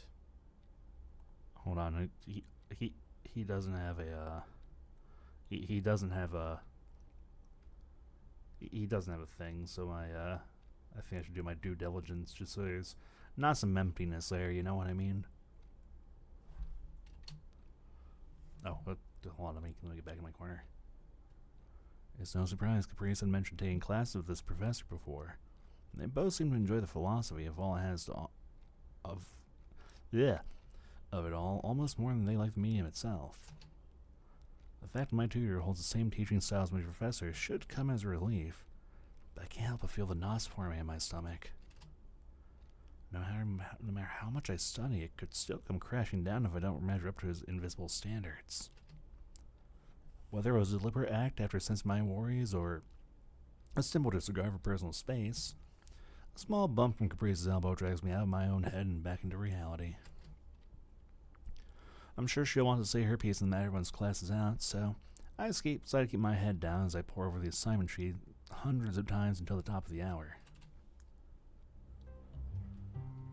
Caprice is quick to meet my pace as we... Oh, I'm covering the text a little bit more than okay. Caprice is quick to meet my pace as we exit the room. The quickly winding smile on her face makes it clear she's eager to talk. See, Oli? Passing's gonna be easy peasy. Famous last words. Simple disregard for her personal space it is. I think you and I have different definitions of easy and peasy. Her grin remains steadfast. While part of me wishes she'd willed at least a little with me for the sake of validation, I'm glad my pessimism isn't contagious. Nah, you're already on the right path to acing everything with flying colors. Just gotta keep up with the club and you'll have absolutely nothing to worry about. The club. I'm not sure how to feel about it right now. On one hand, every time Caprice had to leave early, all we focused on were the windows to our minds. And at the same time, it's like being given toy blocks and suddenly being told to build a real house afterwards. Without a solid foundation, and compared to real artists like Eileen and Wallace, I'm just playing pretend. When my dour expression doesn't give, Caprice visibly ponders my reaction for a moment. We don't have a meeting today, but we can head to the room anyway if you want. I can help brainstorm ideas with you. I don't doubt she would. Lately, our text messages are filled with her scattershot tips and tricks for remembering every art movement. While we haven't found time for additional study sessions, her promise to help me out more has held true. Unfortunately. I can't today, sorry. I've got a shift at work starting in an hour or so. Her face lighting up at this revelation worries me more than it should. Why are you why are you excited about this? I could come with. Brother, Olive's gonna be at work. Then again, Olive's mother is kinda flexible when it comes to stuff like this, so who knows? I ride my bike to work. Uh-huh. My one-seater bike. In truth, I could probably fit another person on if I absolutely had to, but it's as good of an excuse as any. Oh, yeah, right. One visit to my place of work was troubling enough. When I think my mom meeting her, I instinctively shirk away, hoping Caprice won't reach the next obvious idea. I could just take the trolley. I still remember where it is, so I'll just drop by later. Well. I double-check her directions before sending her off, not wanting her to get lost now that she's already committed. Given its unique exterior, I doubt she'll have any issues finding it again. I'll be actually working, though. If things are busy, we might not get a chance to talk at all. No problem. I'm patient. I've never believed a statement less in my life. What's this? Oh, that's pretty. With things starting to slow down as customers begin leaving, Mom finds the time to surprise me with a few small flowers living comfortably in a tiny ceramic pot. The pot's adorned with some bright, painted-on patterns and shapes. Another companion for your windowsill. I also figured I'd pick up a brush and try painting something myself, so it'd feel like we were learning something together. Man, I've said this before, I love how supportive August is. Just such a good mom. The flowers are vibrant and obviously healthy, likely from Mom's own garden. Considering how I got my green thumb from her, it's no surprise to see how carefully taken care of they've been. You would think she hated me, trying to drive me to tears during work hours. Thankfully, the sound of my phone going off pulls away from the sentimental gesture right before I hit that tipping point. Wait, did I accidentally skip over anything? Something? Alert! Okay, I did see one, yeah. No. Less than 53 values. Cass, this is yours. Oh great, my old art, my favorite. Cactus, this is yours too. When I told you to fill the background black, it was a trick. It made you think about your light more, not just the darkness. Just like...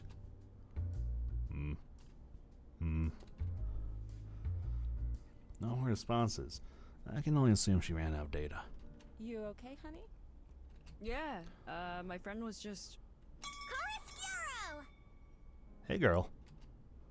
My heart leaps out my chest as Caprice bursts in the restaurant. I nearly dropped my phone, scrambling to keep hold of it. Caprice stands proudly in the door, huffing and catching her breath. Did she sprint here for the punchline? Were you talking about me? Looks like I got here right on time. I don't know if that's what I'd call it. I was going to introduce her beforehand, but... Well, now's as good a time as any to rip this bandage off, I guess. Goodness! Nice to meet you. Caprice. This is my mom. Mom, this is my friend who's been helping me out with tutoring and stuff. So I heard. Mom laughs loudly, unfazed by her explosive entrance. Although almost simultaneously, they exchange large smiles. It is so good to finally meet you. Olive talks about you all the time, you know. All of it is good, I hope. Naturally. They're quick to get lost in their own conversation, pushing me off to the side as they catch up like old friends. Aww. The fact that you work with your mom is so cool. I want to do that someday too. We make a good team. I like just like embarrassed little blush like you're not supposed to get along this well, please. Mom beams at my response. It's a relief to see I can still make a positive impact on her mood. I over my new little flower pot. Oh yeah, I noticed that when I came in. What's the deal with all the flowers? I must have given Caprice an excuse to bring up with my careless gaze. Thankfully, Mom seems fine retreading the topic with her. Oh, I just wanted to give Ollie a little something for all their hard work lately. Besides, Quinn needed a friend anyway. Quinn? Mom looks to me to answer the query. I wish she had picked a better time to involve me in the conversation outside of one of the more embarrassing sentences I've said today. It's the name of the cactus I take care of at home. Aww. The fact that that sounded sincere just makes the embarrassment worse. I painted the pot too, you know. An indirect inspiration from you helping Ollie along, actually. A light bulb seems to go off in Caprice's head. Your mom's got the right idea, Ollie. Regardless of what's being drawn or painted or whatever, something like a gift is gonna have a bunch of heart put into it. You're just gonna have to tap into that kind of energy for your final. I guess that makes sense, but it feels like trying to brute force something like that for a grade goes against the entire concept. Maybe I'll just turn this in for my final grade then. That's no fun. I want to see what kind of work you can do.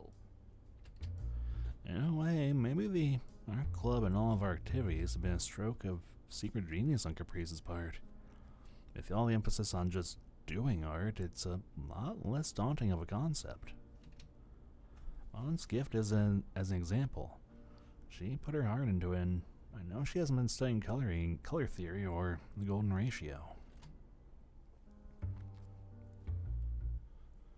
Even as people start filing in and orders are placed, I find myself going back to Caprice's table more and more. She orders herself her usual fries, not to take up a table. Not that Mom or I would ask her to leave anyway. The afternoon becomes evening as we while away the time.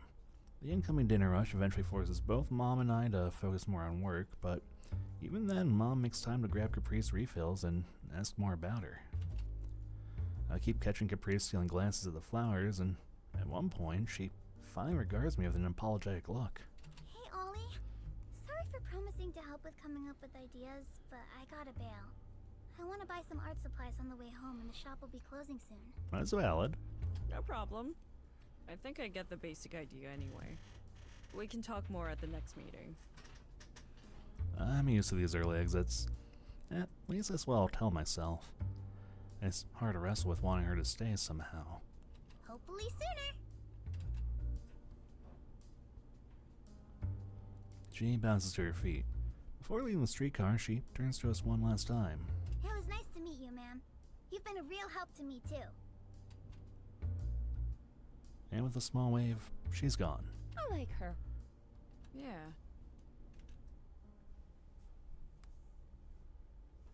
She seems pretty neat.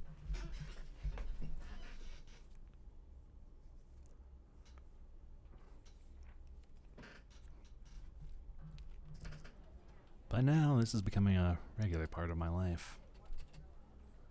Meeting with Caprice and the others every couple of days, sometimes more than that. It's been long enough for things to start feeling familiar. Caprice at the front of the room, sitting at her throne, while the other three are off minding their own business. Today, though, something's different. Oh, okay. How about this sort of lighting then? Does that look right? That'd make the shadows too harsh and ruin the atmosphere you're going for. Caprice and Eileen hunched over a phone, talking in a way that could almost be mistaken as civil. Curiosity gets the better of me as I step forward to take a peek along with a greeting, only for Caprice to hastily bring the screen to her chest as she jumps in surprise at my appearance. Women. Did you not know? Were you ill-prepared for women, Gil? I hope not. It is Wednesday, after all. Hope you've been having a good evening, though. Oh! Ollie! Hi! Am I interrupting something? I was just getting some input from Eileen about my final. Eileen's face mirrors my own skepticism. I catch myself feeling unusually hurt that she tries so transparently to hide something from me, but it's a small enough exchange for me to bury down and refocus on why I'm here to begin with. Sure. On the subject of finals, I wanted to start talking about mine, actually. Her phone, Eileen, me. Caprice's head swivels between us, her expression deflating a little more between each movement. Yeah, you're... If it's just bouncing off ideas for now, Wallace and I can help you today if you want. Allison pairs her offer from the back of the room with a small wave, as if to remind the three of us up front that she's still there. Wallace looks indifferent to being dragged into her offer to help, which is a step up from rejecting, I suppose. That'd be perfect. Ollie could use some additional input anyway, right? She gives me a wide smile and, before giving me a chance to respond, goes back to poring over her phone with Eileen. Their back and forth art mumblings acting as the only noise in the otherwise silent room. If it's more about the thought than the execution, then I don't understand why you're stressed about it. The final could just be sign your name, and I'd be worried beyond belief considering what's on the line here. Fair enough. Still think you're drastically overthinking things, though. I can't expect others to feel the weight of my situation, but I at least wish I didn't have to explain it so often. You'll be fine. You said you wanted to talk with Caprice about it, right? Did you have any ideas? Maybe we can help push you in the right direction. When Caprice initially explained it to me back at the diner, I told her I understood it, but now that I've been prompted for my thoughts, I find myself doubting how much I meant that. I enjoy taking care of my plants, so maybe like a flower or something. Look at the little creature right there. I think the gaps of silence in the middle of my sentences really helped sell my pitch. Yikes. Despite Allison looking deep in thought, it was Wallace's deadpan expression to reply first. I wish his response didn't immediately send a chill down my spine, though. I know I just said this, but you're thinking too hard.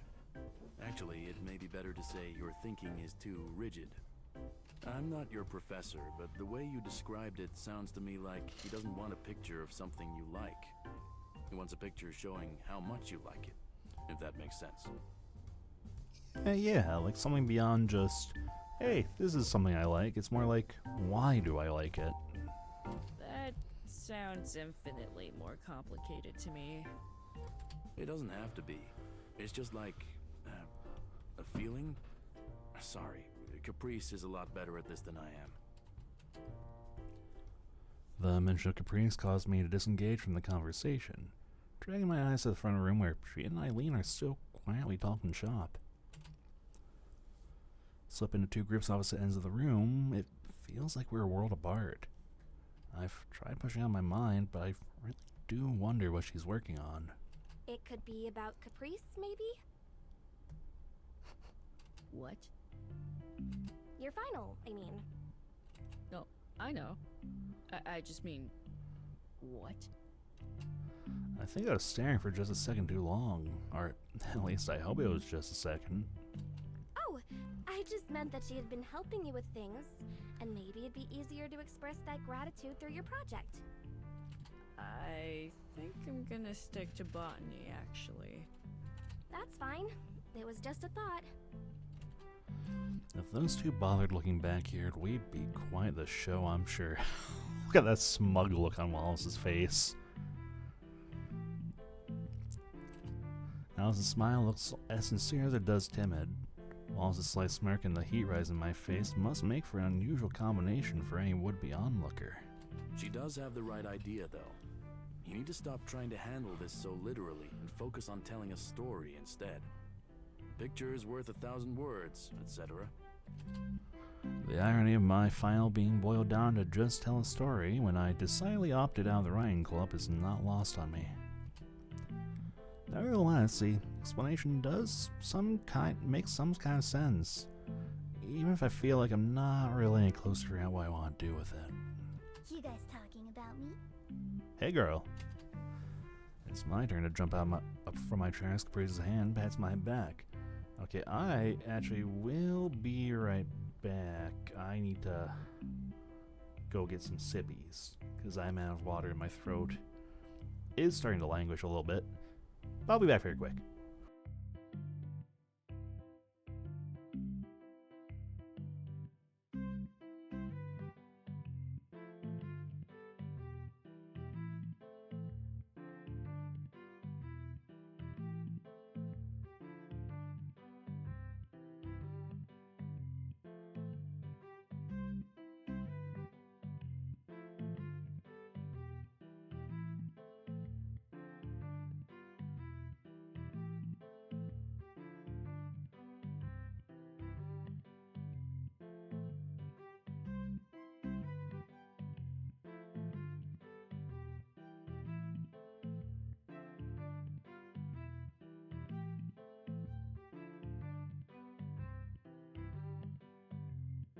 Hydration acquired. Not really. No. I respond before I can fully collect myself, desperate to not let the other two answer that question. Bummer. Part of me wanted you to mourn my tutoring today. Olive's going to be fine. I think Wallace explained the concept well enough, right? Yeah. If that's all, I think I'm going to head out. Wanna grab a coffee on the way home, Allison? Okay. Oh, they are absolutely roommates. Look at how much she lit up just from a simple coffee date. Those two are absolutely holding hands on their way to that coffee shop. You can't convince me otherwise. Allison springs up, as eager as I am to eject herself from this conversation. Satisfied with her partner's response, Eileen turns to Caprice. I can keep giving advice if you want, but I can also just outright help you do it if it'd be easier. You can't do my final for me, Eileen. That'd be cheating. I really can't help but wonder whether she thinks she's actually fooling anyone. Eileen's sigh seems to serve as a sufficient substitution for a proper response to her weak attempt at a cover-up. With a quick nod to Wallace and I, Eileen's out the door 1,000 right behind her. It's not long before Wallace packs up his things and follows suit as well. Packing my things up with Caprice isn't uncommon at this point, but the quiet today feels different, though I can't quite put my finger on it. I glance up from my busy work to get a read of my club leader.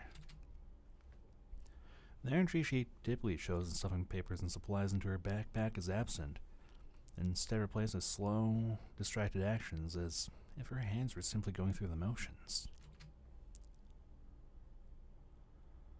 She looks up and catches my eye for a moment, which immediately shocks both of us into returning to our cleaning. After a few more moments, she's the first to break the awkward silence. Sorry for letting you down today. The shift in tone is so sudden and opposite to her usual self that it's hard to even parse what she's apologizing for. Just like, you know, I promised you at the start if you joined the club, I'd be personally responsible for you, and instead I just... Oh, you should never put that pressure on yourself.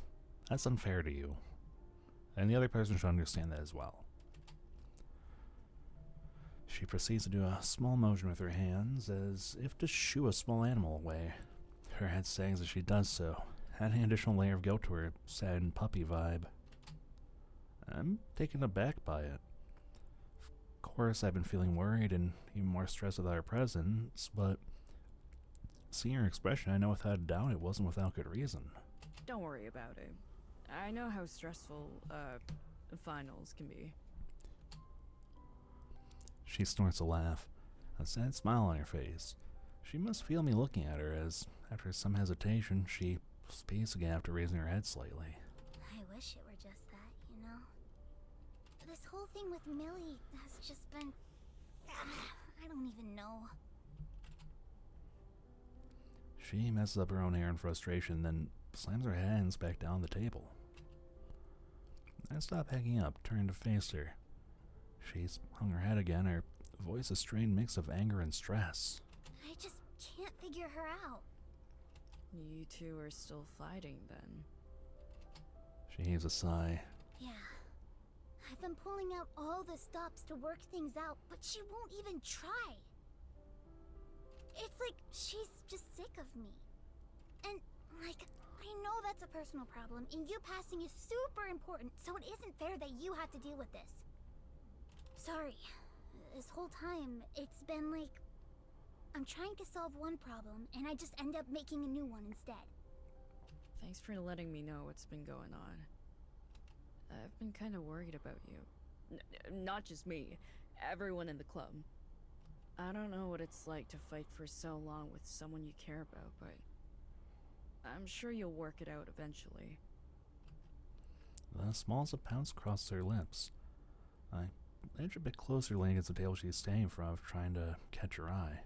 Plus, even if you've been busy with other things, you've managed to help me out a lot. You really made a great thing here. I give her a smile, leaning a bit to make sure she can see it and know that I mean it. She turns away slightly, but the corners of her mouth betray her brooding. Really? How? Name 3 things. Is she really trying to quiz me during a heart-to-heart? I can't tell if she's being stubbornly competitive or attempting to make up for her lack of leadership earlier. Still, I can't fail if she's going to test me. Okay. What about pointillism? Lots of dots to make a picture. I think that lesson went pretty well. That was a good one. You made a really nice sunset. Secondly, field trips. I can't remember the last time I left the house for something fun before this. What? Ollie, that's gloomy. You're so gloomy. Like a cat in the rain. Hey, sometimes it's nice to stay indoors, man. That's me, the wet cat of the art club. Number 3, the time you lent me all your art supplies. I don't think I would have ever tried something new otherwise. Then you didn't even draw anything. Wallace is such a bad influence. Hey, I just want to learn more about the dude, you know? Like, you poached him from another club, but I had to know the story, man. That's 3, though. I guess you win. All of that aside, you've been helping me a lot outside of your scheduled hours, too. So if you need some time to handle your things with Millie, don't feel bad about it. I'm not sure if she's just thankful to me for playing along with the bit, but it's nice to see her transition back to her default smile. Thanks for understanding. Still, next time the meeting will be twice as long to make up for it. Great. Did Allison and Wallace help with brainstorming at all? I want to say Alice's explanation helped and ended there, but did I say Allison or Wallace? I'm going to reread that. I want to say Wallace's explanation helped and ended there, but maybe Allison isn't far off the mark. And it's true that by and large, her lessons have always been less practical teaching and more hands-off, but I don't know how to describe it. I guess I was taking her energy and willingness for granted. I have a few general ideas, yeah? Ooh, do tell. I mean, you aren't sharing yours, so... God, I love her expression so much. What? Come on, I can't help like that. You've been doing just fine so far. Her face sitting somewhere comfortably between a pout and a smile is a good enough indication that the doom and gloom she was feeling is entirely gone. The two of us break off, packing our notebooks and other scholarly knickknacks away. I wasn't in line to make her feel better or anything. Without Caprice and the club she built, I'd be drowning. It used to be terrifying to pick up a pencil and just start drawing. Now, even if it's bad and amateurish, I can do it. Regardless of how it turns out, she's been there to cheer me on through every mistake and push me to try again. As the club meeting is officially adjourned, I find myself thinking about how grateful I am to Caprice for just a second too long.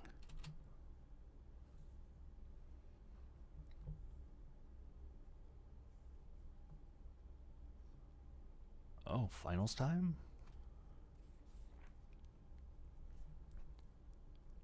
The chill of winter has been creeping in recently, so I was starting to think it was about time I stopped hiking my bike to school. As I was mentally preparing myself for this, we were suddenly hit with winter in full. The snow lining the streets has made my decision for me.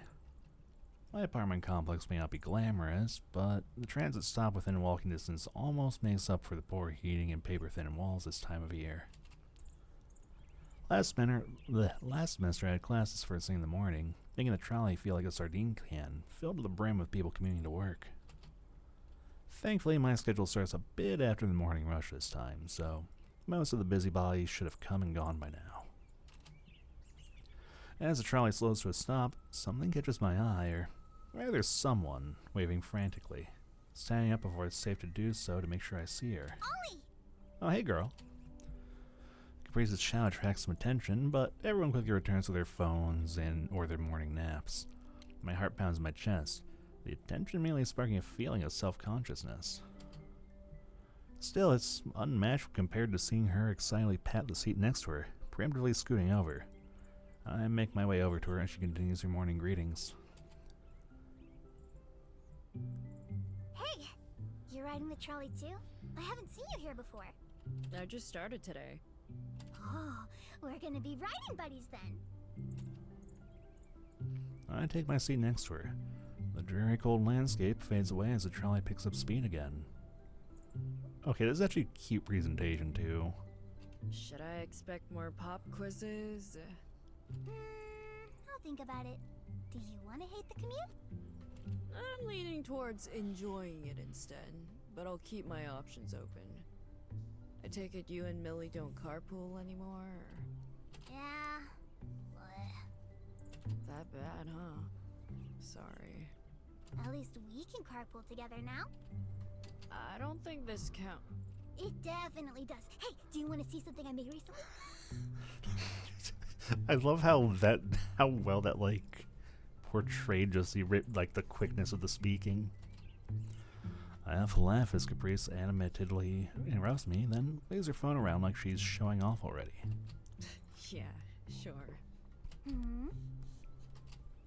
She stares me down. Yes? Closer? Can I please see? Well, if you insist.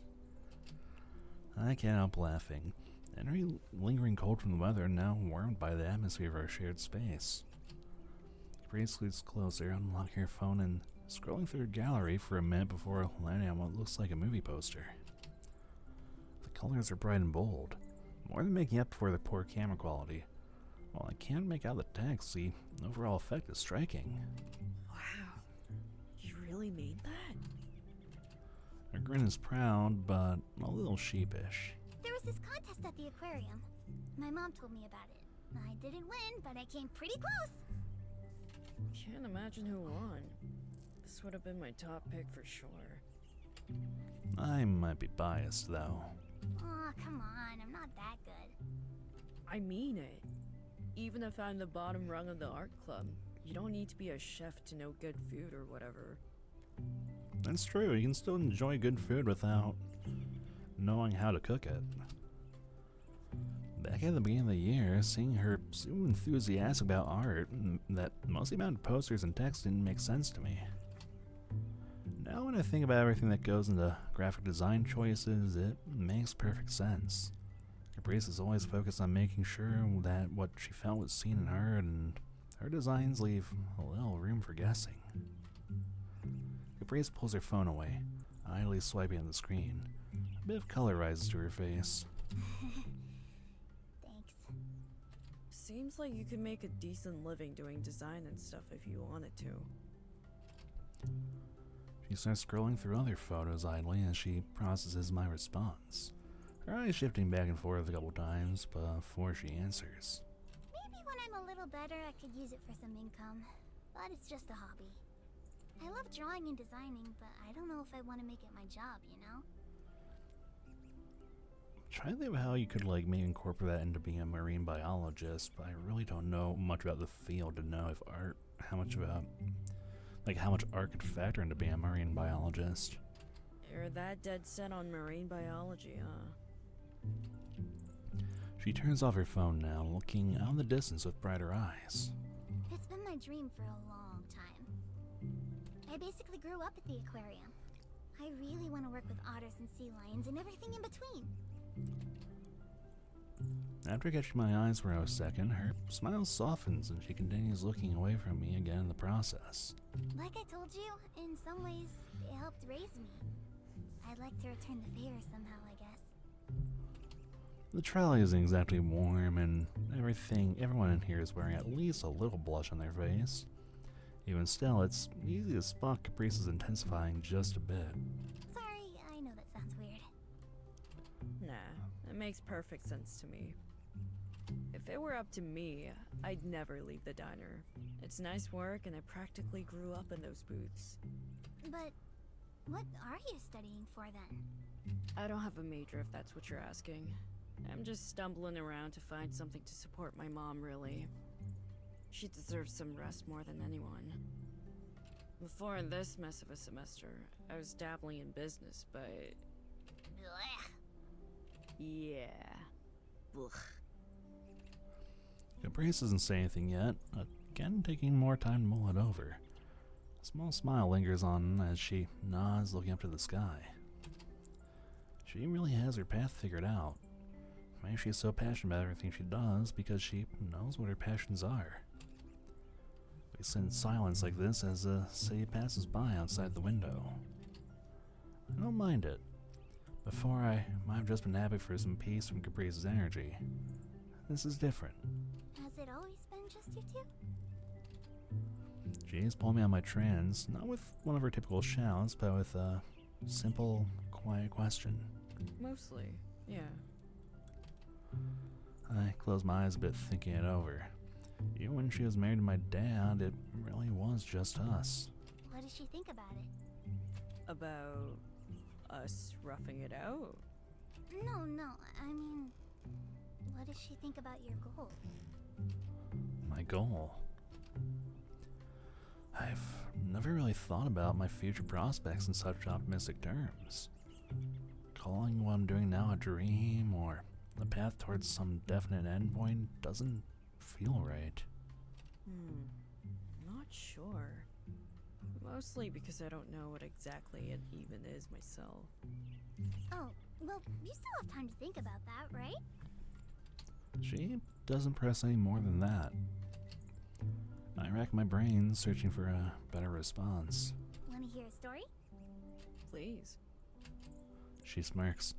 The change in subject comes as nothing short of a total relief. Got a little too close to having an identity crisis there. So the other day, in my science class, the professor comes in and hands out a quiz, right? Right. And it's covered in subjects we didn't talk about at all. Uh-huh. I read ahead in the book a little, so I recognize it, but there's no way anyone else did that. No one's saying anything, though. Huh. Maybe they didn't consider it worth the hassle. That's how I'd think. But then they'd all just fail. If you don't correct mistakes, they just cause more problems. Maybe nobody studied and were afraid of being caught. Well, I studied, and I know Allison did. I turned to her, and she had this confused look, too. Obviously, something is wrong here. Someone had to say something. And here enters the hero of our story. Exactly. So, you stood up in the middle of a quiz? Do you know how long it took for me to convince the professor I really had something serious to say? Out of curiosity, how often are you shouting out in class? I do get the feeling that's a common occurrence. Not that often. Not during quizzes. What kind of person do you think I am?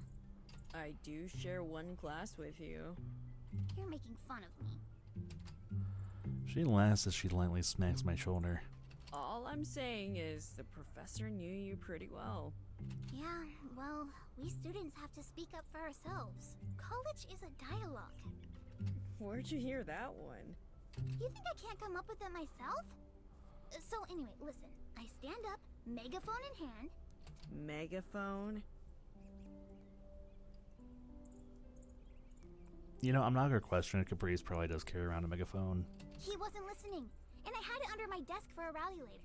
Anyway, let me finish the story. I turn it on. Every story she has to share tangents into another with no natural end. My initial impression of her was right on the money. She definitely doesn't have any sort of filter.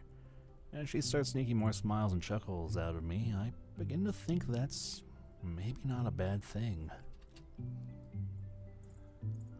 So focused on Caprice chatting away, I don't even realize when we finally stopped at our destination until the driver makes the last call honk. We better get off. Come on. She hops out of her seat and dashes out before I even have time to think. I grab my bag and follow her as quickly as I'm able. When I step off in front of the campus gates, the slight wind catches me off guard and I can't help but shiver through my heavy coat. Caprice barely seems to notice. Will you be riding this way from now on? At least until the weather warms up. Ooh, we really will be riding buddies then. I'll be looking forward to it. Her smile really is bright this morning, and I can't help but feel just a little bit warmer looking at it. Sure. Me too.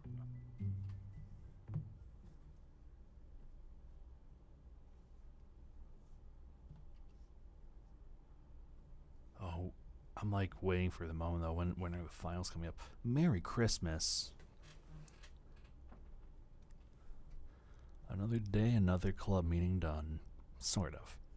I'm the first out the door today, eager to get home and crunch for a math exam tomorrow. It's been hard to keep my other courses in my periphery lately as the happenings of the club and its leader has occupied more and more of my mind. The one ready to meet me at the stairway seems intent on throwing away the spare 10 minutes I had just secured, though. Playing hooky today? Hey, girl. Just getting a head start home to focus on other school stuff. The club's wrapping up soon anyway. She gives me a quick scan, checking for any tells to expose some sort of non-existent lie. She eventually seems content enough to believe me, her eyes find their way back up to mine. So you have some time to talk then? Sort of defeats. Her expression is unflinching. At this point, it feels like even finishing the sentence would be an exercise in futility. What's up? Just wanted to share notes on club stuff. Caprice has been dodging questions about it at home lately. Guess that's to be expected with you just outright joining the writing club.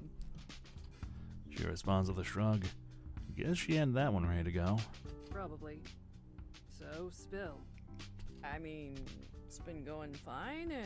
Nothing really out of the ordinary as far as I can tell. Really? Yes. She brings her hand up to her face, resting her chin between her index finger and thumb in thought. Huh. Wonder what's got her so worked up lately then. Her pondering lasts for just a moment before her eyes snap back up. Right. I owe you writing info too. As curious as I am, I really don't have any more time to spend on this. You really don't. It's okay. Hey, can I go? I'll take up your offer if Olive won't. Hey, Wallace. And with the arrival of Wallace, my early start has proven itself null and void. All I can do is slump my shoulders. Guess I'm in for the rest of this conversation now. where's the others? Still packing up. Keeping everything on a laptop makes things pretty hassle-free for me, though. Hey, Wallace, been a minute. Several. I never thought about it, but it makes sense for Haley to have met all the club members by now. It still feels weird to watch them interact so casually. The truth is that the writing club is still going through the usual motions. Honestly, I was hoping to get more information out of you by calling this a trade. I don't even want to spend the time on this information exchange to begin with, and I still feel disappointed. Good to hear. Millie was talking about things being quiet when last we talked. That's a very generous word for it. And it seems to get a genuine reaction out of Wallace as his eyebrows rise. Given how stone-faced he typically is, even that slight motion strikes me as unusual. What's that mean, exactly? The club's quiet in that there's barely anyone left in it. Is this news to you? But Millie told me you had picked up a couple of members recently. Technically true. Just me, though. There was another guy there for a bit, but he left pretty quick. I'm still sad about Darren. Like, man, was Olive being... Like, again, like I said earlier, like, I know Darren was already kind of, like... His club attendance was definitely kind of shaky, even during Millie's route, but the fact that, like, he just up and left with Olive not even be... When Olive didn't join, that... Man, that bums me out. Oh, excuse me, 1 second.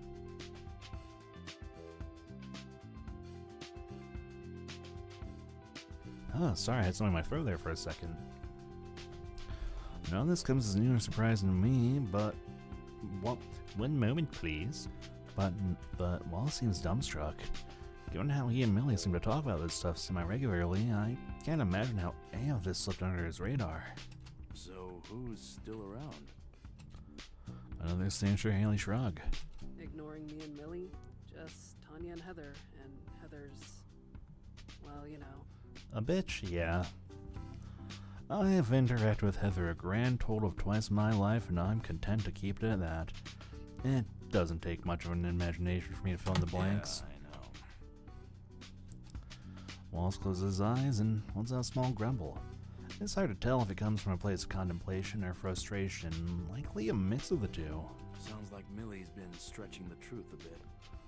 You think she's embarrassed or something? I don't know.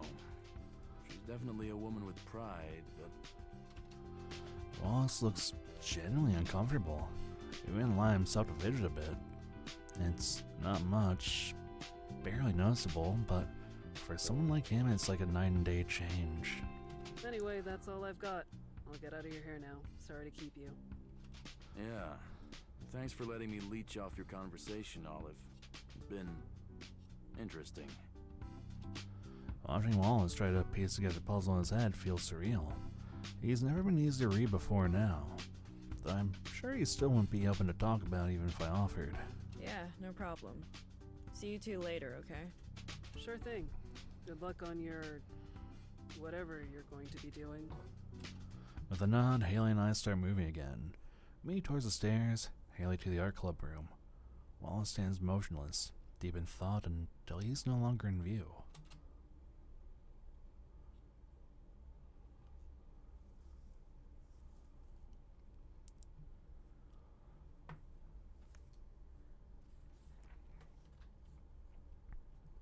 Cross-hatching, right? Yep. Now, what's a fugitive color? Prison outfits. A color that changes over time when exposed to various elements. Right again. Okay, so how about... Caprice continues to flip through the textbook as we walk through the halls to the art room, stopping at random pages without much concern for rhyme or reason. With each pause comes a question. As soon as I answer it, one another is already ready to take his place. Today was a quiz day. I didn't do as well as I'd hoped I would. In fact, that must have been pretty obvious with how quick Caprice was to console me after class before getting right into her impromptu study session. And what creature has the thickest fur of all known mammals? I refuse to believe you're still pulling questions from that book. Just seeing if you were paying attention. Okay, now... The last thing I normally want to do after underperforming a test would be to jump immediately back into this, but something about Caprice's energy makes it bearable. If it weren't for the stress surrounding the situation, you could maybe even call it sort of fun. It takes a special sort of someone to successfully distract from a test by bombarding you with study prep, but Caprice manages to find a way. Nevertheless, one of her questions manages to drag me back to reality. Who has brown hair, blue eyes, and desperately looks like she needs a nap? Caprice? It takes a couple seconds for me to realize Caprice has stopped walking alongside me. After a quick swivel, oh, she's talking about Haley. I find my tutor smiling wide at her orange-clad friend leaning casually against the wall, all but lost in the crowd of students. Haley. Got it in one. She finishes her greeting with a small yawn and half-hearted wave. You look how I feel. Oh, Caprice has brown eyes. How did I guess I never, really connected the eye color before, huh? I try to smile as I retrace my last couple of steps and join the two again. It's coming out a lot less naturally to me than it was a few minutes ago. Could have fooled me with how you two were practically skipping through the hall together. Classes have been running me ragged. Ollie passed the test today. Her grin is so sincere and tone is so earnest that it almost makes me forget about the actual score. Oh, is that so? Congrats, Ollie. There's the despair kicking in. I feel my face grow more red the wider Haley's smirk gets. Barely passing. It was just a 7 out of 10. Sounds like a pass to me. I mean, hey, C's get degrees. That's what I was telling them. As a matter of fact, I've been throwing questions at Olive ever since we got out of class, and they haven't missed a beat this entire time. Caprice grabs my shoulder with her free hand, shaking me with a proud smile across her face. I want nothing more than to disappear while I await another one-liner from Haley, but it never comes. Glad to hear things have been going well for you, even if you don't think they have. Almost there. I have become numb to Caprice's praise and optimism. If anything, time spent with her has only shown me how sincere all of it is. Even still, hearing her thoughts echoed by someone else strengthens the warmth in my chest. Thanks. I feel Caprice's grasp on my shoulder tighten for just a moment before she releases me. You gonna survive the rest of the day, Haley? If we weren't so close to going home, I don't know if I'd be able to answer that. Don't fall asleep on me just yet. We've still got a meeting to get through. Oh, hey, Millie. Yeah, it's interesting, because, again, I commented on this earlier. At this point in, Millie's route, we had, barely interacted with Caprice at all the entire time. But we're still seeing, Millie fairly frequently in Caprice's route. It's interesting. The second surprise guest of the afternoon elicits a grimace out of Haley as she strolls up. Though I'm not entirely positive it's because of the friendly ribbing. Caprice, in contrast, stiffens her back, her smile dampening just a touch. Millie, hey. Good afternoon, you two. Managing to keep your head above water, Olive? I already hate being singled out as it is, let alone when I'm transparently being used to deflect attention away from Caprice. Just barely. That's such a relief to hear. I've been worried for you. There's nothing to worry about. I'm gonna pull Ollie across the finish line if it's the last thing I do. I'm sure you will. Something about how Millie says that feels like a jab, even if the words themselves are completely tame. The mood in the hall shifts. The red rises to Caprice's cheek as her hands start to curl into fists. How am I supposed to take that exactly? What do you mean? What you just said. You meant something by that, obviously. I think you're reading into things a little too much. Oh, really? Ollie, what do you think? Oh no. I thought my days being put in the middle of this were behind me. The cold sweat at the back of my neck starting to irritate. I adjust my collar as Millie turns to me directly. It felt a little passive-aggressive. Alright, I can see that. She turns to Caprice, closing her eyes tightly before looking at her evenly. I dare to sigh in relief when the pressure is off me and at Millie's mature response. I'll be direct then. You drag people around whether they like it or not. At least it's good for something. That said, Olive, if she's ever being too much, you need to tell her directly. Several times.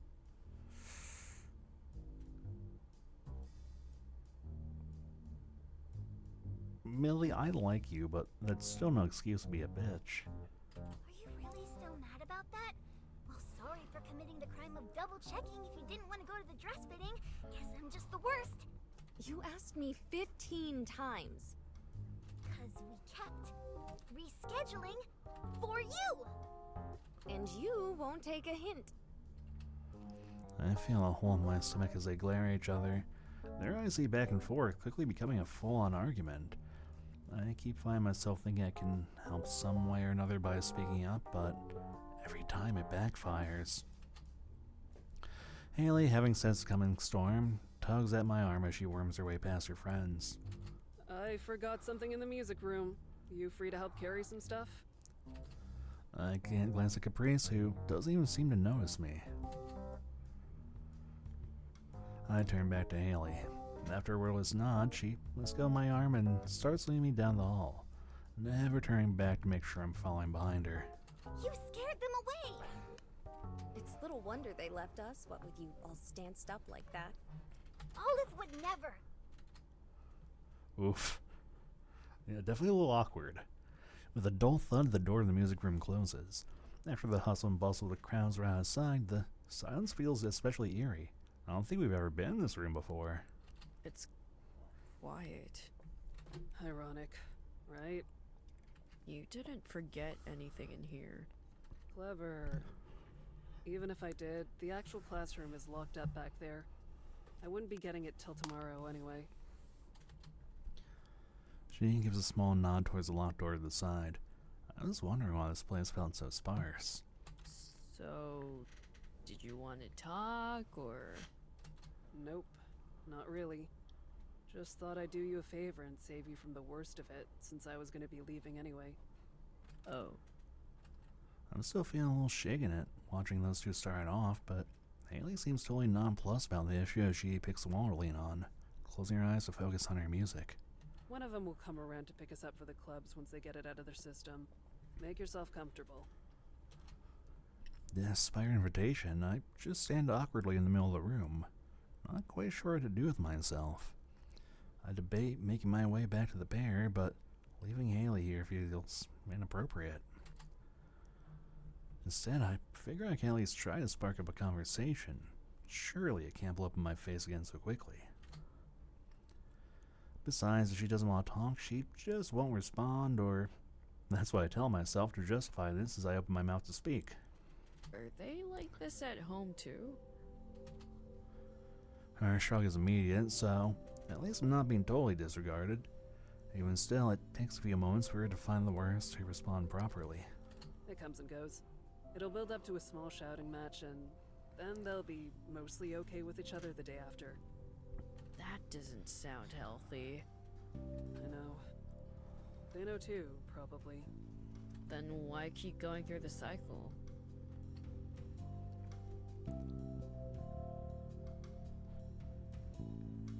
The muffled music from her headphones fades as she finds a way to answer my question. It's not long after that she pulls them from her ears entirely, placing them around her neck once again with a small sigh.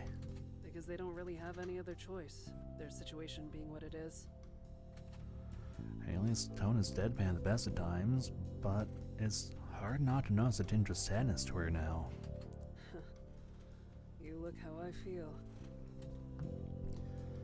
It took her making a joke out of it for me to notice my own frown. It's one I've warned several times before about this same exact subject. Originally, it was because their argument made things messy and complicated when all I wanted was some help. Now, though... Are you going to tell me what it is? If Caprice hasn't told you, you know I can't. Girl code. You just have to believe me when I say they can't really change what's going on. Even if they could, it'd only make things worse. Oh, it absolutely would. From an outside perspective, it just sounds like you've given up on things getting better. It's not like I haven't tried. I wouldn't be sharing a room with Heather 2 days a week by choice, if I didn't think it'd help Millie out. Oof, I'm so sorry. That's how you know things are bad. You're spending time with Heather. That's how you know it's bad. Haley sneers as Heather's name leaves her lips, adding emphasis to her already crystal clear point. My head hurts a bit from all the secrecy, but one thing is pretty clear. They're still living together. They're still trying. So... If they're both willing to try to reconcile most days, they'll be able to figure it out eventually, right? Vague and cryptic situations or not. It's only after getting a look at the faint hint of surprise on Haley's face that I pause and stop myself, not realizing how far I pushed myself out of my comfort zone until I was already well outside of its boundaries. That almost sounded optimistic. Where do you pick that habit up? I know the answer to that question, but I can't find myself to say her name aloud. All I can do is avert my eyes and scratch at my cheek. Haley seems to take that as sufficient response as a cat-like grin spreads on her face. I'm not sure if that makes things better or worse. Don't know. Well, it suits you. Worse. Definitely worse. Oh, hey. Before we can stew in this awkwardness for too long, the door opens behind us. In its frame stands Caprice, looking like a deer caught in the headlights as Haley and I turn to her. You two are still here. Good. Olive, you ready to head over to the club? There's little energy in her voice as she gets words out. I find myself wishing she called me Ollie. Sure. Is everything okay? Huh? Oh, yeah. We worked it all out. Just a bad misunderstanding in the end. No need to worry about us. We gotta focus on you. As soon as she's called out, she's quick to throw her mask back on, her tone springing back to her life and a smile spraying across her face. She's given me this expression so many times before, and it always feels sincere. But not this time. I join her by the door, trying to look at Haley once I'm at Caprice's side. You gonna be good? Yeah, I'll start heading over to the writing room in a sec. You two go on ahead. Okay. Have fun over there. Tell Millie I said hi. You said hi to her not even 20 minutes ago. Yeah, well, I think she appreciates it more when it comes from you. Her smile doesn't waver, but her tone definitely does. One look at Haley's face tells me we're on the same page. Alright. See you. And with that, Caprice ushers me out of the room and closes it behind us, leaving Haley alone in the room. You know, this does raise a question for me, actually, because... Well, let me make sure there's no talking really quick. Okay. But yeah, this does raise a question, because I remember around this time in Millia's route, that was kind of when Haley kind of ran up and was like, hey Olive, can I crash with you for a bit? And I don't know, like, clearly, like, we're still, like, Olive and Haley are still kind of becoming friends here. But it definitely is kind of like a little different in a way, because I don't know, like, I wonder... Then again, like, Haley did kind of run to Olive outside of school, so maybe it was just because Olive was on a different schedule because of the writing club that happened. Yeah, I don't know. Still, you know it's gotta be bad if she's, like, sharing a room with Heather. Like, ugh. Caprice is written on the whiteboard. Big final project. Listen, this is make or break. Your big moment. The energy she's putting on display now, it's hard not to see it is at least partially forced given the circumstances. Maybe I'm just overthinking it though, since the others haven't seemed to notice, or if they haven't said anything about Gil. Have you been here? Heather sucks. We do not like Heather in this house. I am probably Heather's biggest hater. The rest of the club is gathered around for the discussion. I have the same feeling I get from mock meetings in my intro to business classes. We're going to make sure Olive makes the best piece they can make and ace the class. I don't think we should make the big moment just about me. In truth, I'm not even sure if it's necessary at this point. I've done everything I can do to pad my grade before the final to varying degrees of success. All that's really left is to put pen to paper. Seeing Caprice so enthusiastic about this is enough reason for me to let this play out, though. Even if she's forcing a little, seeing her back in her element comes as a relief. Every moment is a big moment. Next question. Allison raises her hand, a strange concept in this club. Well, I was thinking. I'm not sure what you've covered in art class, but since Olive has been mostly learning with pencil, I think doing something with graphite or charcoal would be best. Ooh, Allie's already taking initiative with ideas. I like to hear it. She writes pencil in a bullet point on the board, grinning as she underlines it a few times. Sticking with what you know is probably your best bet, yeah. That still leaves the matter of what you're actually going to be drawing. We'll figure it out together. I can help bounce some ideas around, sure. So let's discuss this. Olive, what is it you want to do? You know, compared to like how passive Wallace and Eileen were at the beginning, like I can definitely tell they're also a little bit more engaged with things now. Which is nice. Like you can tell they've like maybe they're not like Olive's besties, but you can tell they've like warmed up to Olive a bit more, which that makes me happy. I don't actually know. I've known for a while, at least the broad strokes. It's not something I really want to talk about, though. You've had all semester to think of something. The regret I'm feeling over not trying to de-escalate this meeting at the start continues to grow by the second. I'm aware. It's okay. Why don't you take some time to think about it? We don't have to decide on anything today. Caprice sighs with a flourish, then adds a second bullet point. Subject TBD. Fine. But let's discuss the other topic. Historical influences. I'm glad we're off that line of questioning, even if this new one fills me with a different kind of dread. I barely know anything about that stuff. You saw how I did on my quiz. You're back on that again? You did fine. You passed. That means you know some things. How did you do on your quiz? 70%. Which is a C. Better than passing. C's do get degrees. There are some things you just can't force optimism about. Okay. Wallace, take out your laptop. Yes, ma'am. Don't call me that. Whether I'm able to come up with a retort quick enough or just content to leave the conversation there, Wallace quietly nods and begins to do as he was asked. We're going to cram as much of this stuff into your skull as we can today. Apply it to your project later. Okay, so this does line up with like what Eileen said when Olive first joined the art club as well, where Eileen was like, hey, if you're not going to put in the effort, I'm not going to help you.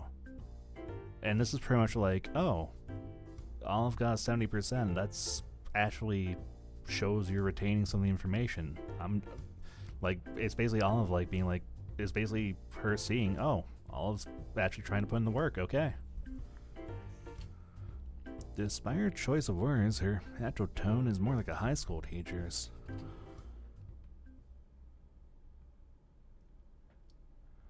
I'm honestly not sure how much of the stuff we talked about today will help with my final. Though, I did pick up bits and pieces that I'd like to look into. More than anything, the company is what I appreciated the most. It's been a long semester, but these 4 have made it go by a lot faster. I still feel like an outsider a lot of the time, and their personalities definitely seem to clash in a lot of ways, but I can't say it hasn't been fun. This will be the last meeting before I turn my final, and I'll feel like I've let them down if I don't pull through after the help they've given me. Only one path forward now. After what feels like an hour of circular discussion, people start packing their things and saying their goodbyes for the day, leaving Caprice and I alone together. As is the norm, she only begins packing her things away once the rest of the club is out the door. But this time she stops herself after shoving a few stray pieces of paper away. Ollie, What's up? are you working tonight by any chance? I thought I couldn't feel any more nervous than I am about my final, but Caprice once again makes the impossible possible. No, I have the night free. Why? The building's open all evening for night classes, so we can leave whenever. Do you want to study or go over your final a bit more, maybe? I find myself at a crossroads. Honestly speaking, after the last few hours, I don't know if I'm mentally capable of enduring any more academics for the day. On the other hand, well, I could think of worse ways to spend my evening. I'm not sure if it is an obvious tell on my face, or if my pause lasted just a moment too long, but when I turn my focus back to Caprice, she looks unusually panicked. Never mind. I know you're busy and it's been a long day. Of course you don't want to be quizzed anymore today. You should go home and... Okay, it was just a pause. Good. Great. No, I was just thinking about how nervous I was about things still, and how some extra studying would be good. I'll take up your offer, assuming it's still open. It's open. Needing no further affirmation, she joins me in sitting at the edge of the table. She reaches behind her to grab my textbook, poring over its contents. I appreciate you doing this. Her eyes, once wide as they could be as she furiously skimmed through the pages, closed slightly. I haven't been doing enough. I'm just trying to make up for lost time is all. I remember her apologizing for this before. Is it still bugging her that much? Maybe she's picked up some bad habits from me. All I can do is sigh. You've helped a lot. I promised you more than a lot. She reaches across me and grabs a piece of paper and a pencil, jotting down questions as she continues to protest my assurances. I'm sorry for being so negative about the class all the time. I know I've been doing fine. It's just easier to see the glass as half empty, I guess. I know. That's why I'm so confident in you, and why I feel so bad. I want her to elaborate so badly, but for whatever reason I just can't bring myself to ask her outright. Thankfully, she seems to get the picture as she pulls her eyes up away from the text to face me. You shouldn't have to feel so stressed out about this. I just feel like if I did more... I don't know, if I didn't push you onto the rest of the club as often as I did, you wouldn't be so worried. Maybe you'd have done better on the quiz, and maybe not. But I wanted you to feel prepared going into this with me, and I didn't follow through. That's not...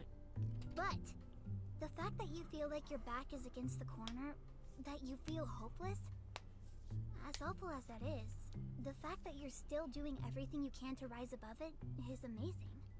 When it feels like there's nowhere for you to go, it's so easy to feel like giving up and letting whatever happens happen.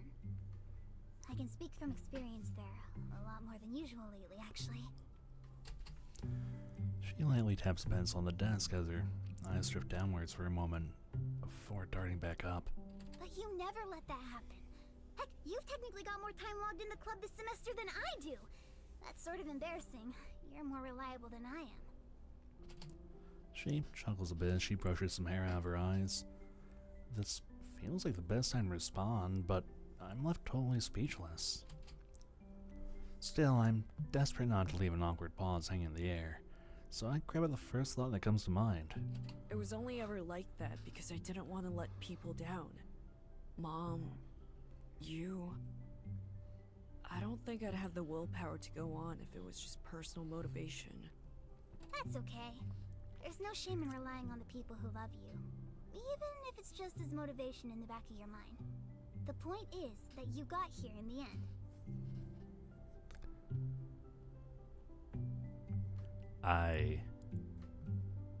You slipped up. You slipped up. I see what you said there. And while that you could wave that off as only applying to Olive's mom, I see that statement you made. You sneaky little sneak. You sneaky little sneak. I'm onto you. She smiles her usual smile, and I'm quick to return it. Suddenly, however, Caprice shifts her eyes back to the book and paper she'd been scribbling on, her body visibly tensing up. Oh yeah, she knows she slipped. She knows she slipped. I meant loved ones. Like, you know, your mom and stuff. Yup. As cold as the weather has been getting lately, it pales in comparison to the feel of the shiver going down my spine. Yeah, don't worry. I got what you meant. Anyway, question 1.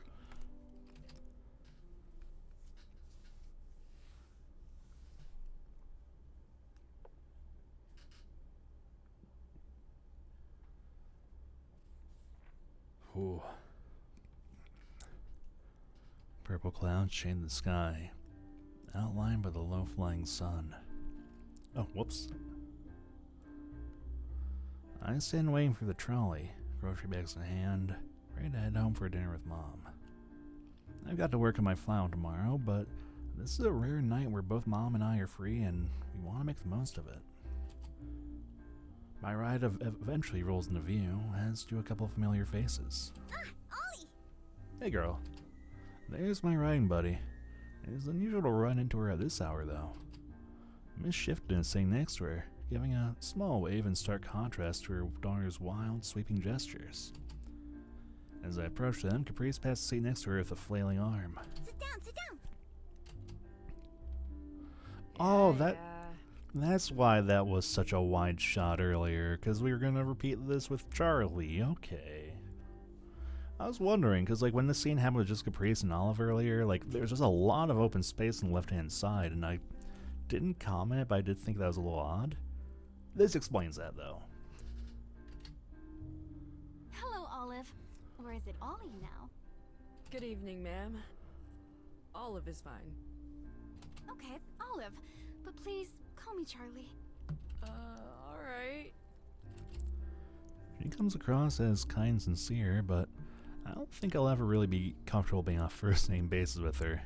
A feeling I'm sure is coming through with how instinctively I avoid her gaze. I remember you commenting the exact same thing on Millie's route. Don't bully them. Is this bullying? I can feel myself sinking to my seat. Charlie laughs. I'm sorry. I didn't mean to make you uncomfortable. Caprice talks about you all the time. I already feel like I know so much about you.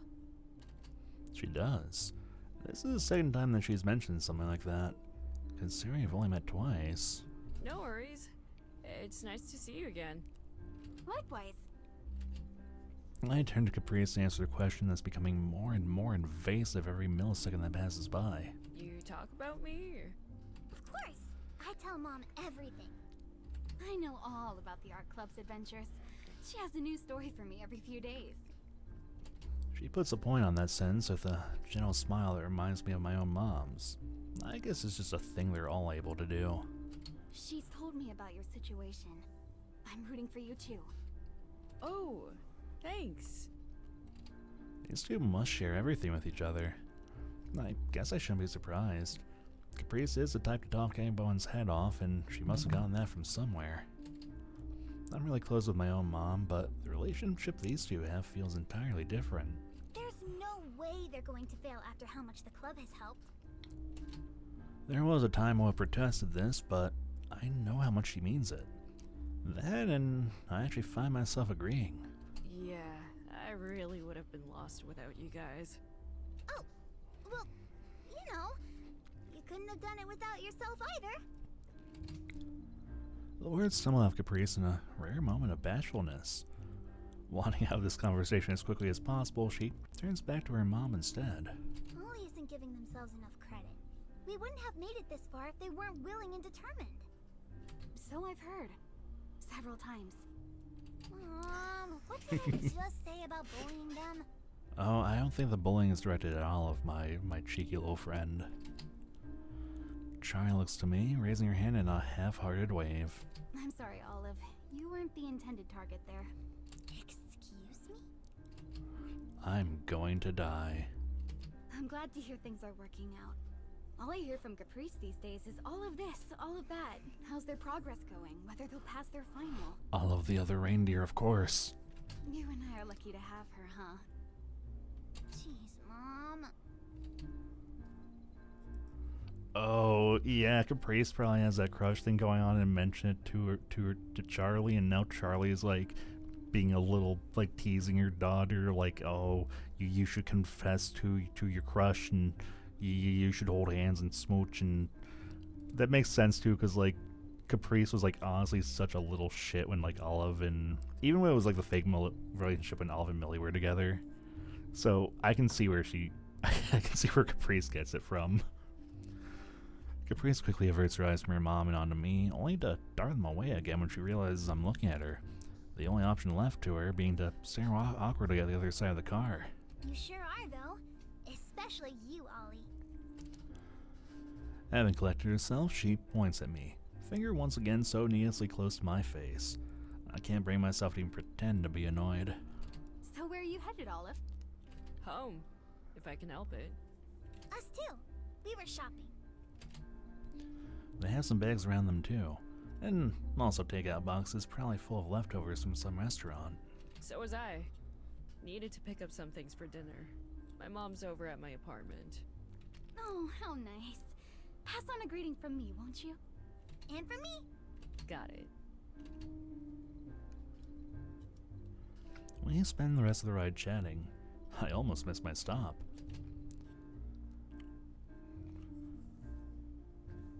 See you soon. Don't forget to do your best on your final. Don't hesitate to ask me for help. Bye, Olive. Take care. I will. Have a nice rest of your night, you two.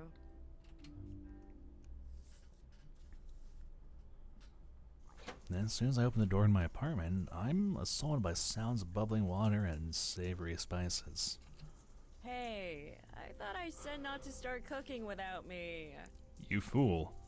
That's one thing you cannot ask your mother. You cooked for me last time. I'm cooking this time. Plus, it had to get started soon. This isn't a quick meal. Well, you're gonna need these. I hold open the bag I bought full of veggies and potatoes. Good! It's almost time to start throwing them into the pot. Help with the peeling, won't you? I free myself from my heavy jacket as quick as I'm able before taking my place beside her at the cutting board, placing the bag of veggies between us. So, how's your project coming along? She is quick to pull a couple carrots from the bag to begin her work. I grab as many potatoes as I can for myself, if for no other reason to try and minimize the amount she has to deal with. I haven't actually started yet. I'm picking up the supplies tomorrow. That's good. Do you know what you're gonna do for it yet? After a lot of talk with Caprice and the club, I look over at my plant roommates sitting on their windowsill as always. I've got something in mind. Maybe. I'm really glad to hear that. Just a few months ago, you were so unsure about all this. I'm still unsure. Just a little less than normal now. Well, I'm sure you've got nothing to worry about. It sounds like your friends are doing everything they can for you. Yeah, I've heard that enough times from Caprice already. And you're finally starting to believe it, right? Maybe a little. She nods as she drops her chopped carrots in the pot before reaching back into the bag. Speaking of which, I saw her on the trolley with her mom. They say hello. I'd love to meet her again someday. Her mom, too. It'd be nice to make that happen. We could invite them over sometime after the semester. It takes me a moment to realize she stopped her chopping as I finish up dicing potatoes. I look to her, where she may have cut herself or something, but all I find on her face is a smile. What's wrong? Oh, nothing. Nothing. Are the potatoes ready? Oh, yeah. Go ahead.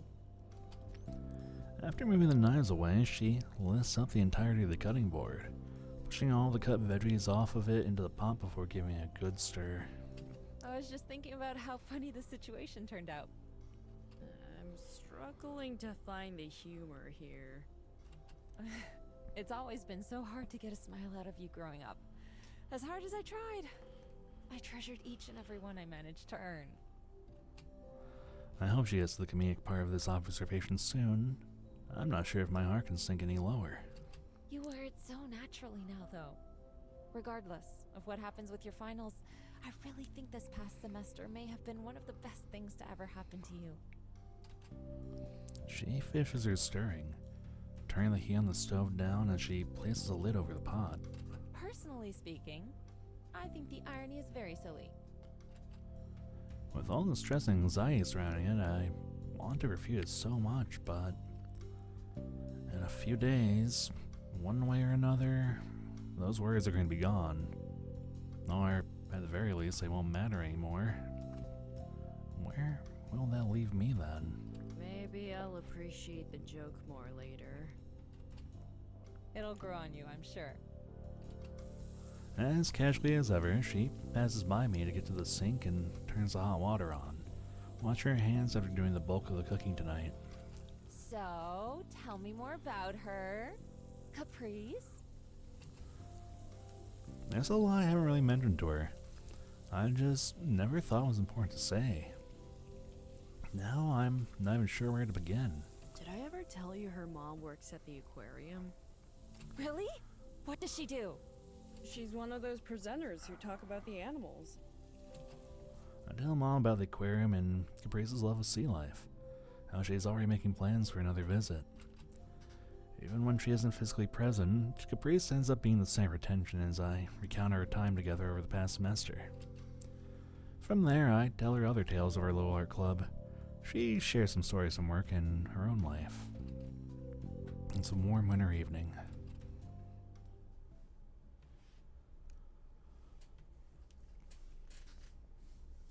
Ooh. Project time.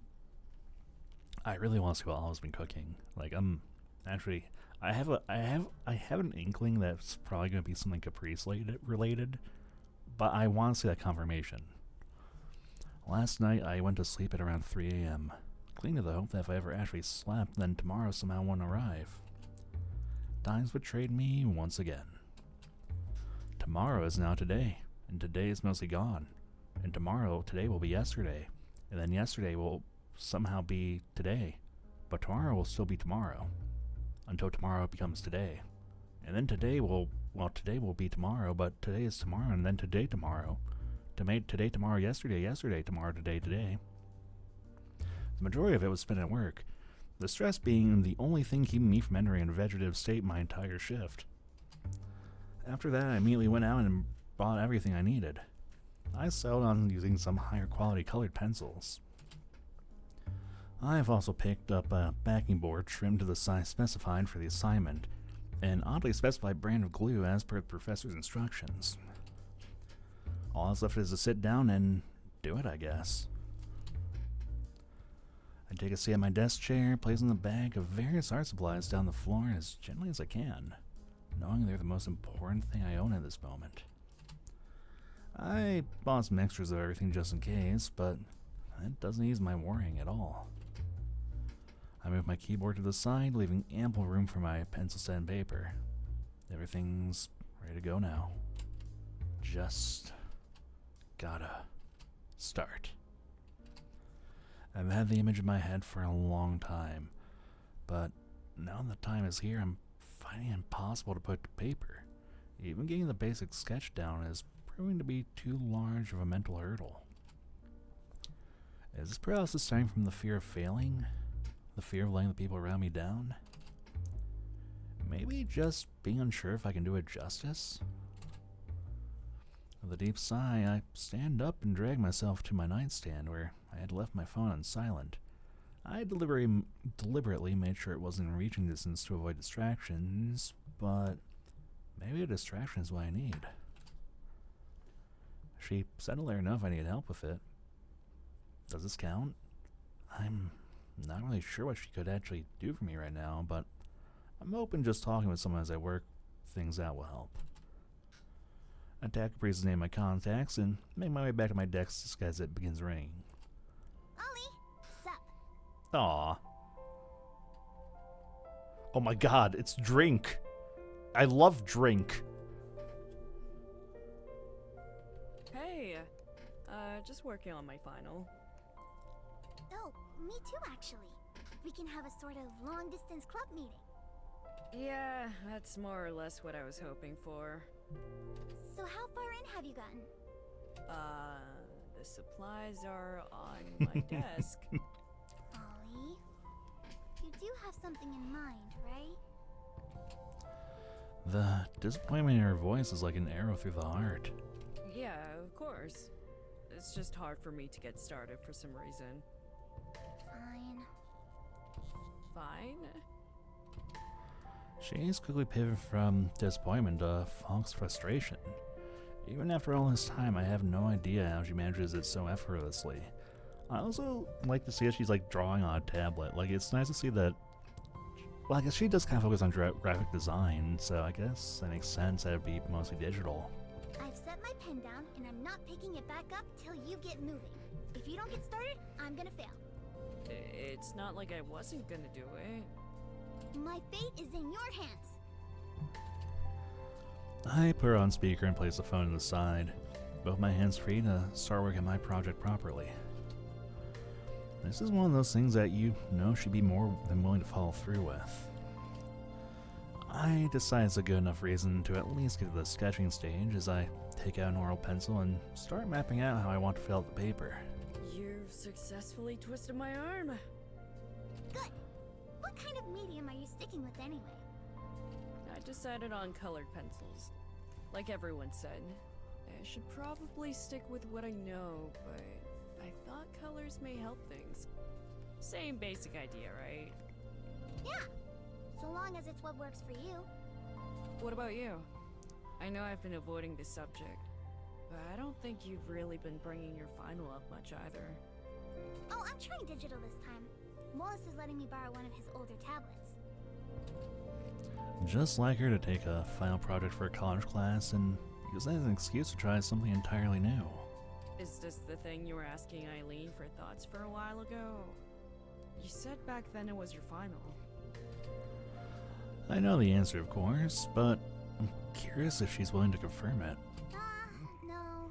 That was something different. Doesn't matter much. Fair enough. I was just wondering at the time what someone like you could ever need a second opinion on. You're making fun of me again. Maybe a little. We sit in silence for a while, both of us chipping away at our projects. I've moved past the sketching stage, relatively happy with what I've landed on, and have started sorting through my assortment of pencils using a piece of scratch paper to compare the colors before committing. Silence persists.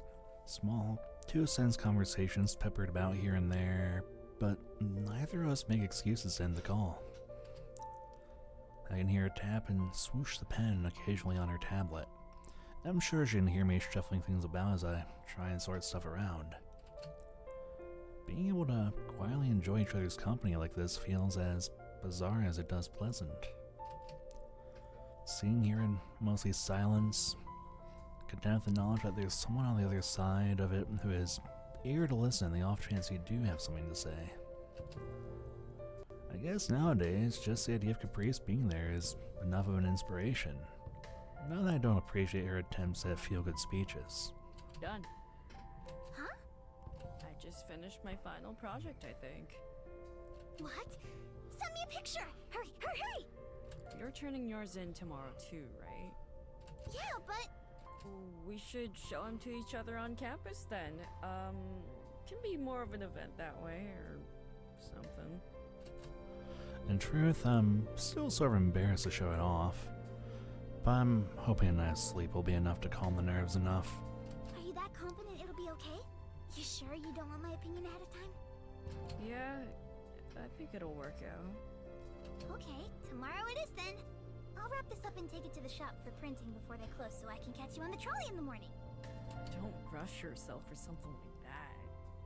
It'll be fine. We're riding buddies. It's important. Yeah, I guess so. Okay, see you tomorrow then. Thanks for hanging out, Ollie. I've still got some tests to handle tomorrow, but with this project done, my shoulders feel infinitely lighter. True to her word from the start of the semester, she was here to see me through to the end. I hope things turn out okay.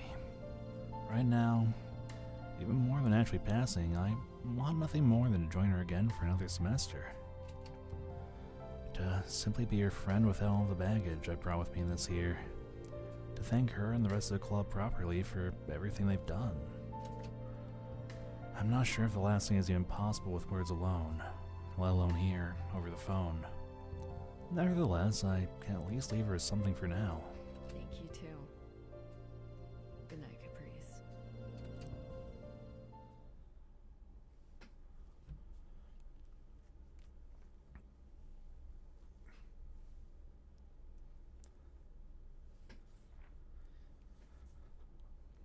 Okay, time for the reveal. On 3. 1, 2. When we met on the trolley, I'd finally worked up the willpower to show her the fruits of my labor. She insisted we wait until we get to the art room, though, playing off my suggestion of making it feel like more of a special thing. The ride to campus was one agonizingly slow and way too quick, both meshing awkwardly together in an impossible to describe mess of anxiety. When we arrived, she then insisted on waiting until everyone else had left to hang up on our art so they could be next to each other. Now we're here, counting down the slowest 3 seconds of my life. 3. She flips her canvas and rests it up around the table in front of her. I uncover my own, propping up the same way.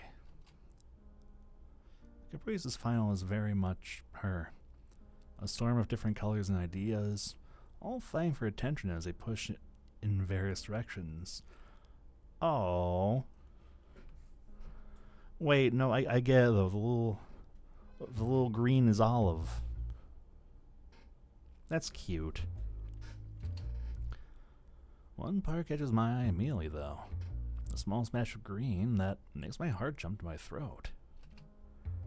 Maybe I'm being optimistic, but it's not subtle, right? On the subject of subtlety, it's not like mine is especially vague either. Or at least, I don't think it is. The red in Caprice's face, which undoubtedly matches my own, definitely seems to confirm that. Wow. It's not as good as I wanted it to be. Only look at it. You made this. She takes the drawing from my hands and flips it back around for me to examine. Remember when we started?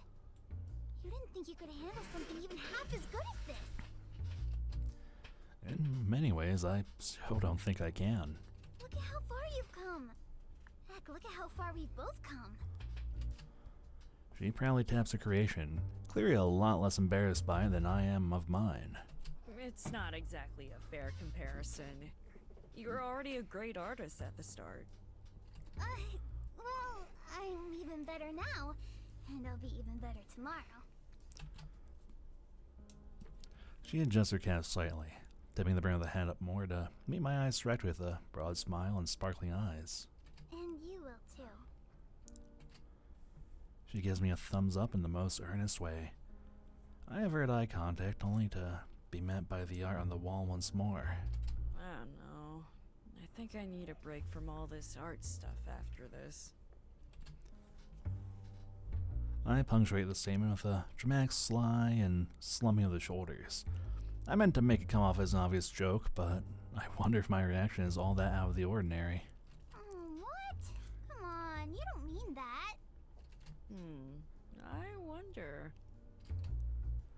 If my intentions weren't obvious before, I can at least be confident they are now. Caprice responding with a chuckle. We'd better get to class before we're late.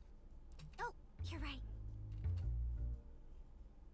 She scrambles to grab her canvas, and we make our way to class one last time.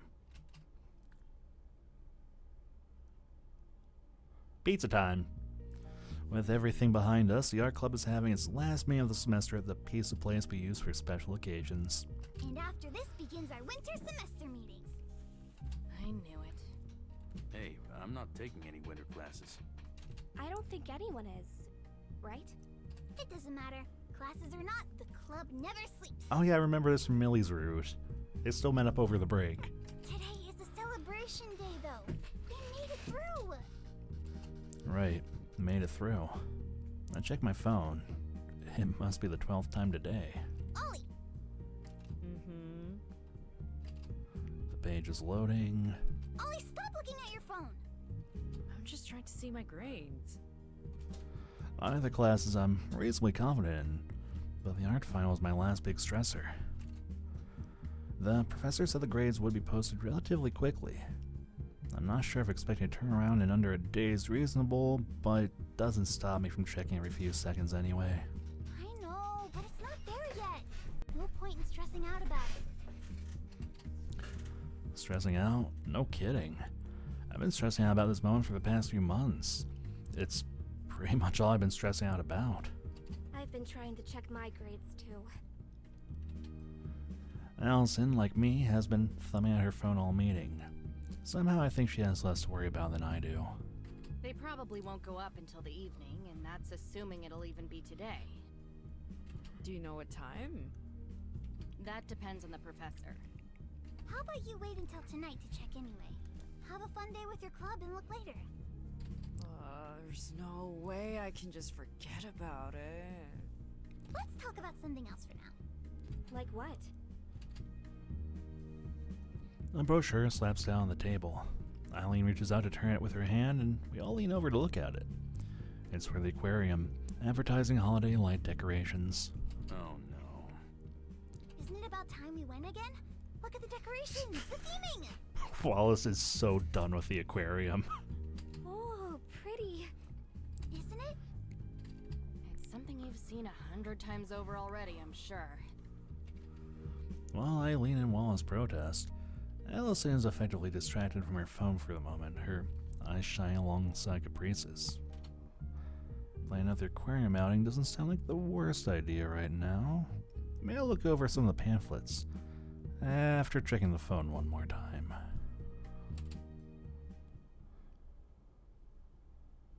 Just give it some thought. There's even special pricing. Bleh.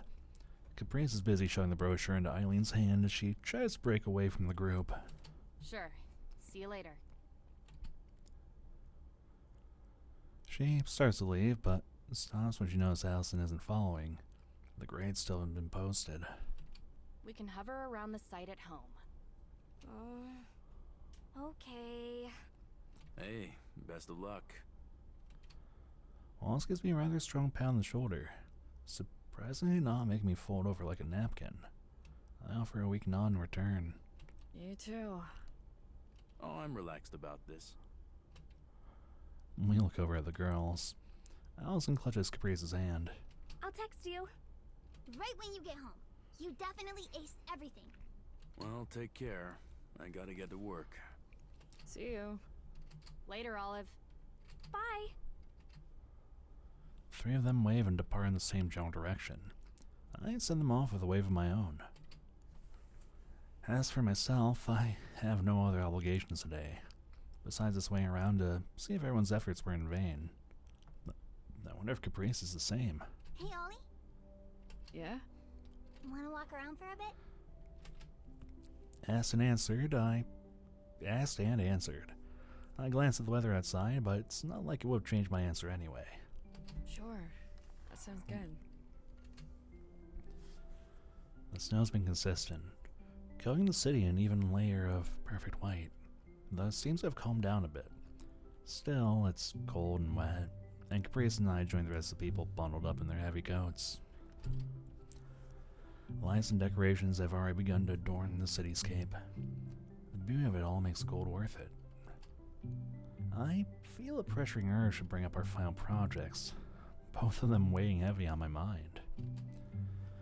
As stressful as it is wondering if I have a future in university, it's paled in comparison to wondering if I'm overthinking this morning. Worse yet, if I am seeing something I want to see. If I'll be disappointed if he tells me it didn't mean anything. I've been thinking of buying some new kitchen stuff. I look at from checking my phone another time, a small distraction. Huh? You? Every time she makes that face, That is like that's a good face right there. That is one of my favorite faces of all time. She pounds in my direction. It's cute. Mom's been talking about how she wants a new pan, so I've been looking around for a decent one. Ah, I see. I give a nod like everything makes sense now. I do in fact Naruto get it. Caprice puffs up, putting her hands on her hips and tilting her head at me. And if I'm ever going to learn how to cook myself, I'm going to need some stuff too, right? I laugh a little, nodding. She's so sincere, like always, that I drop the slight teasing despite her playing along. Right. Sorry. Well, why don't we take a look? Pleased that she successfully convinced me, Caprice walks into step with me, following my lead. We find our way to a store selling kitchenware and utensils.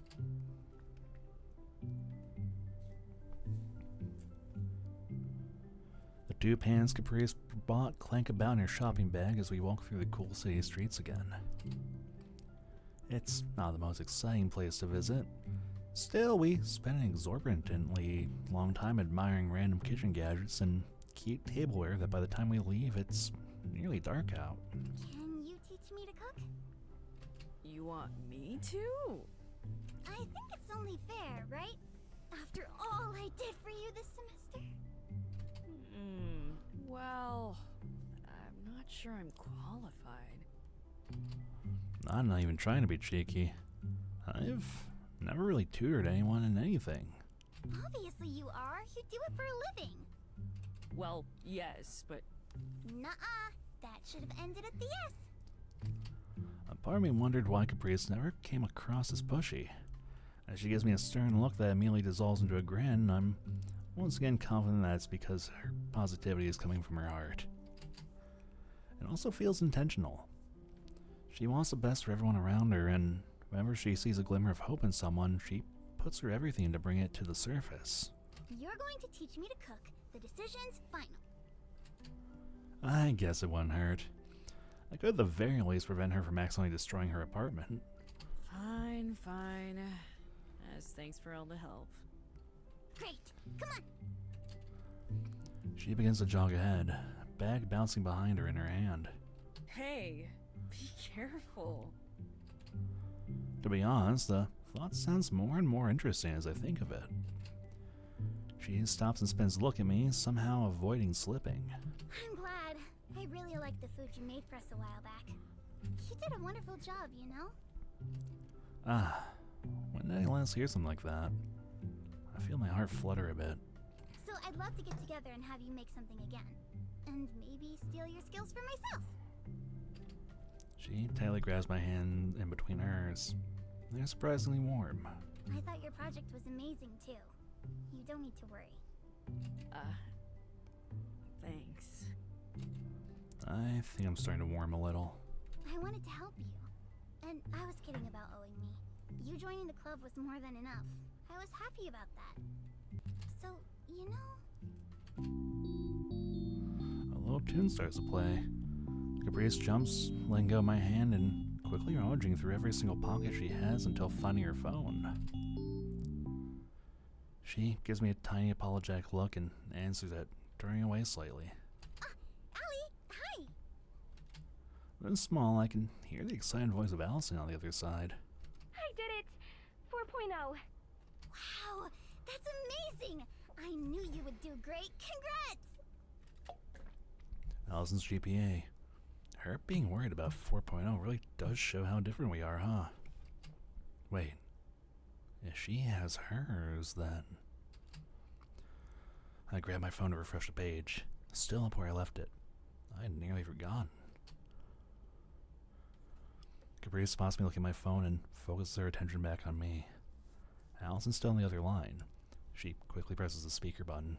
Ollie! Is it in for you too? Is it? A second of silence passes until the grade loads in. 85. I passed! She pushes tight against my side to peer over my shoulder at the screen. She's still holding her phone against her ear. Within 85%! Congrats, Olive. You did it! You passed! They passed!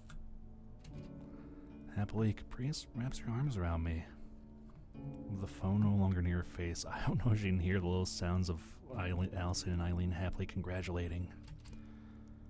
I feel the weight of the past couple of years float away, and in his place is only the weight of Caprice against me. Good job, Olive! Aw.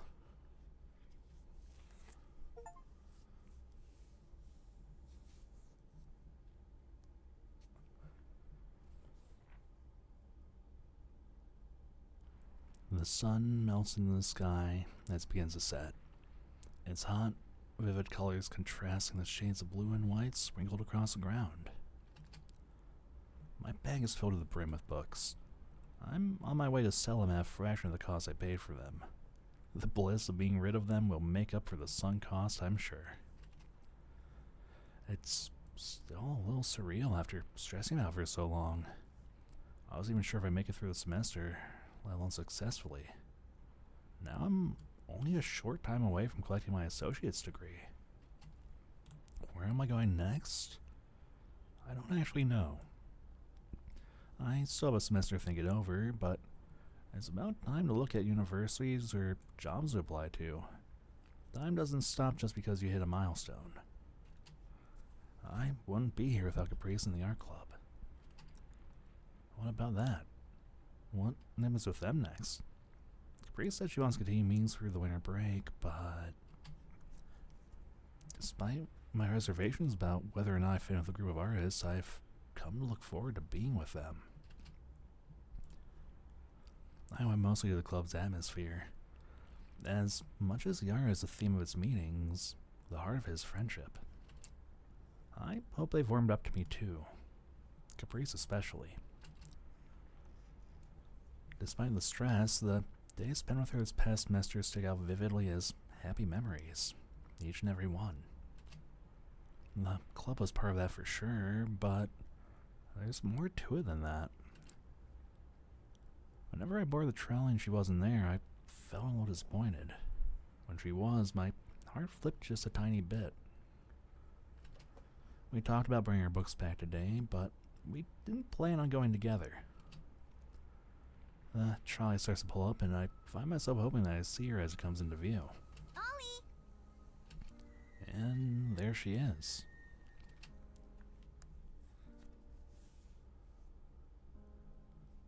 Hey, writing buddy. Campus business, buddy. I've got some club paperwork to take care of.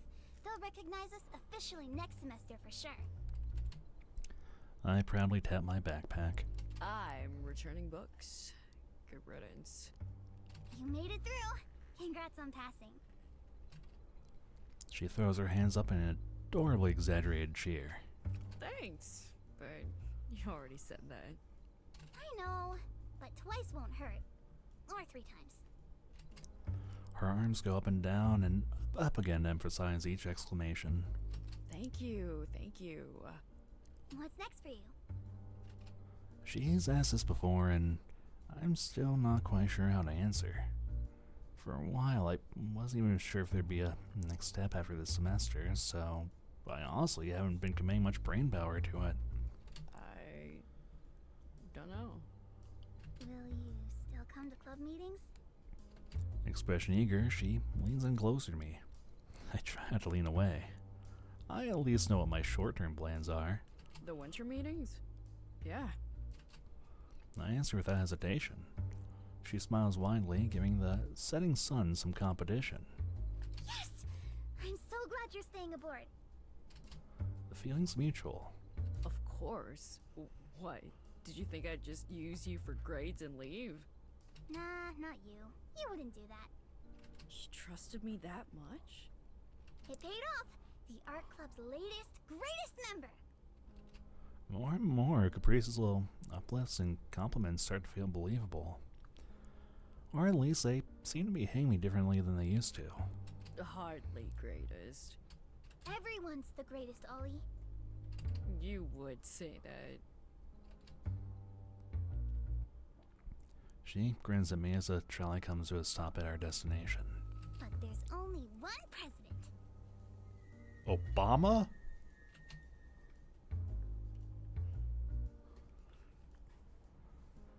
We disembark the trolley together, stretching in unison as we do. Hey, let's meet back at the club room later. Is anyone else here today? Not that I know of. Just us. Alright then. See you later. Bye! She makes her way inside, leaving me alone at the gate. As quickly as the stress of making it through the semester left me, another anxiety was quick to take its place. That'll be as good a time as any to talk about things.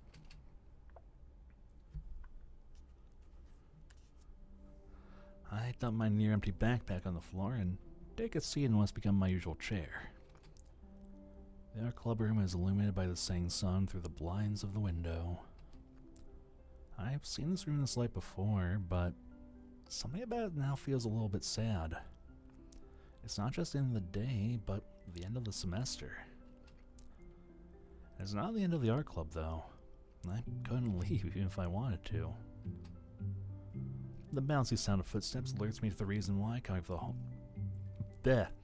Alerts me to the reason why coming up the hallway to join me in the room.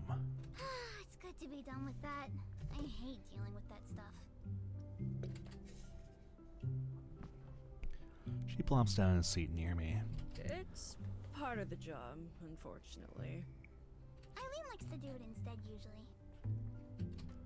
Likes to, huh? Well, it's all over now. Yep. Slouching lower, she lets out a great sigh. She looks around the room, so I follow her lead and do the same. I try to take in the image of painted canvases, both finished and unfinished. Most are Eileen's, though I recognize some of Allison's. There's a few posters about, some of Caprice's distinct style, alongside a small handful of Wallace's prints. The whiteboard in half-smudged reading reads, Step 1, listen. Step 2, draw. I wonder how many more times we'll be back here. Not many, huh? We've got next semester at least.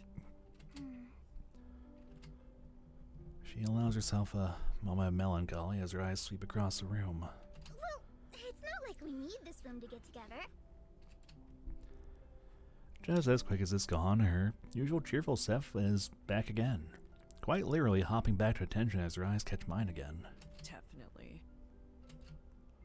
I feel like there are things I want to say, but I don't really know how to say them. It's hard to even articulate it to myself. Say, Ollie. I don't know if I really get it. There's this desire, this need almost, to speak up, but without knowing what will come out of my mouth once I do so. It's impossible to rehearse the words in my head. I've been thinking. All I can do is pull the trigger and see where this goes. So listen. I know it hasn't been that long.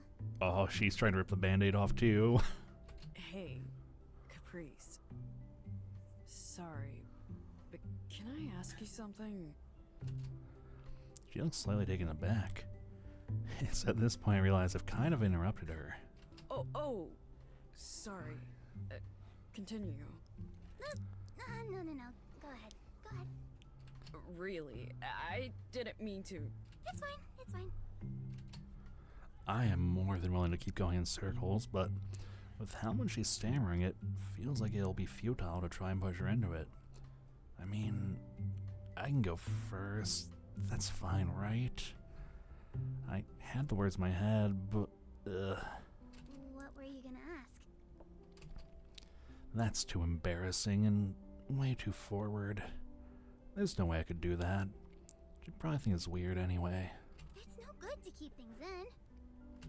She's right, of course. Her energy and determination seeps into everything she says and does, and I find myself feeding off as my resolve steals. Now or never. In fact, I like you. And would you want to go on a date sometime? Her face. Oh no. All of you broke her. Look at her. She just shut down completely. Oh no. What? She yells even more high-pitched than usual. Oh, no. No, I was going to say that. How dare you beat me at my own game? Like, a date? Like, a date? Like, dating? She has something of a frantic look as she moves about anxiously. Her face is bright red, and she unlaces her fingers together in uncharacteristically nervous fashion. Yes. Ah! She's about to explode. Everybody run. She holds her face in her hands and shakes her head. Is that a no? You interrupted me! You can't just get the jump on me like that. That's not fair! Wait, hold on. You told me to go first. With how much you were trying to force it out of me, I figured you'd caught on. No!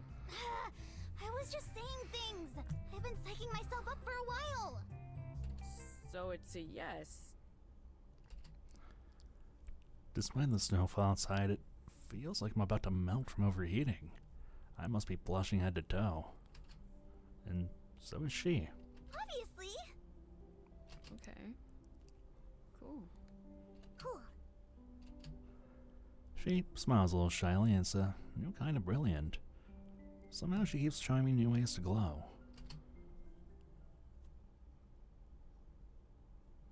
Aw, look. Aw. That makes me happy right there. That's a good art.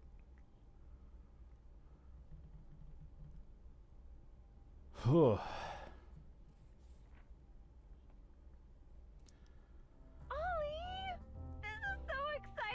Okay, it is exciting, August. I agree with you, but we gotta. Yes, overwrite the save. I do have to call it for the evening. It is getting late. I think then, you know what? Start back 2. Good place to stop. I think so far, I actually there is a lot I'm liking more about the Caprice route, just because. I think it's nice as it feels like a more natural relationship is developing.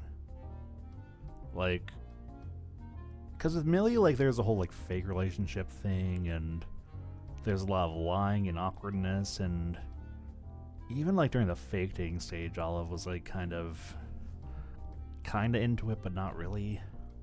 But this is like, okay, there's no lies, there's no being around the bush, they're going to be smooching.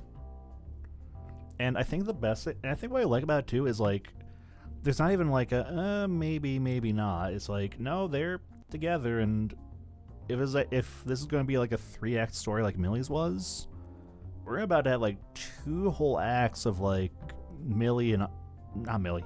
I'm so used to like the Millie route. Caprice and Olive just going through the motions.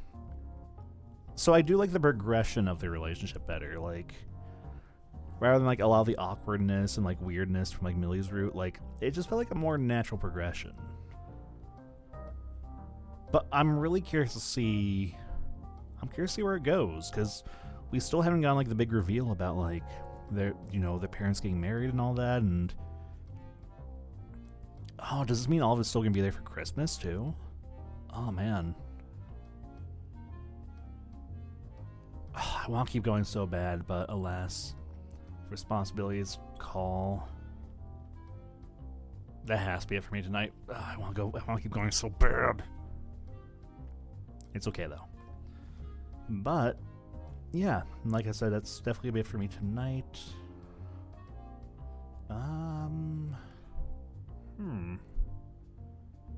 Not really anyone on I can raid at this hour. At least not tonight. It's weird because there were like a million people live earlier who I would have raided, but they're all done now. You know what? I've been raiding people left and right lately. I think it's okay if we skip a night here. But yeah, that'll be it for me tonight. So, I appreciate everybody who stepped by and say hi. Popped in and lurked, even if it was just for a little bit. But yeah, you have a good day. You have a good night. Wherever you are, take it easy. And I'll see ya when I see ya. Okay? Okay. Goodbye.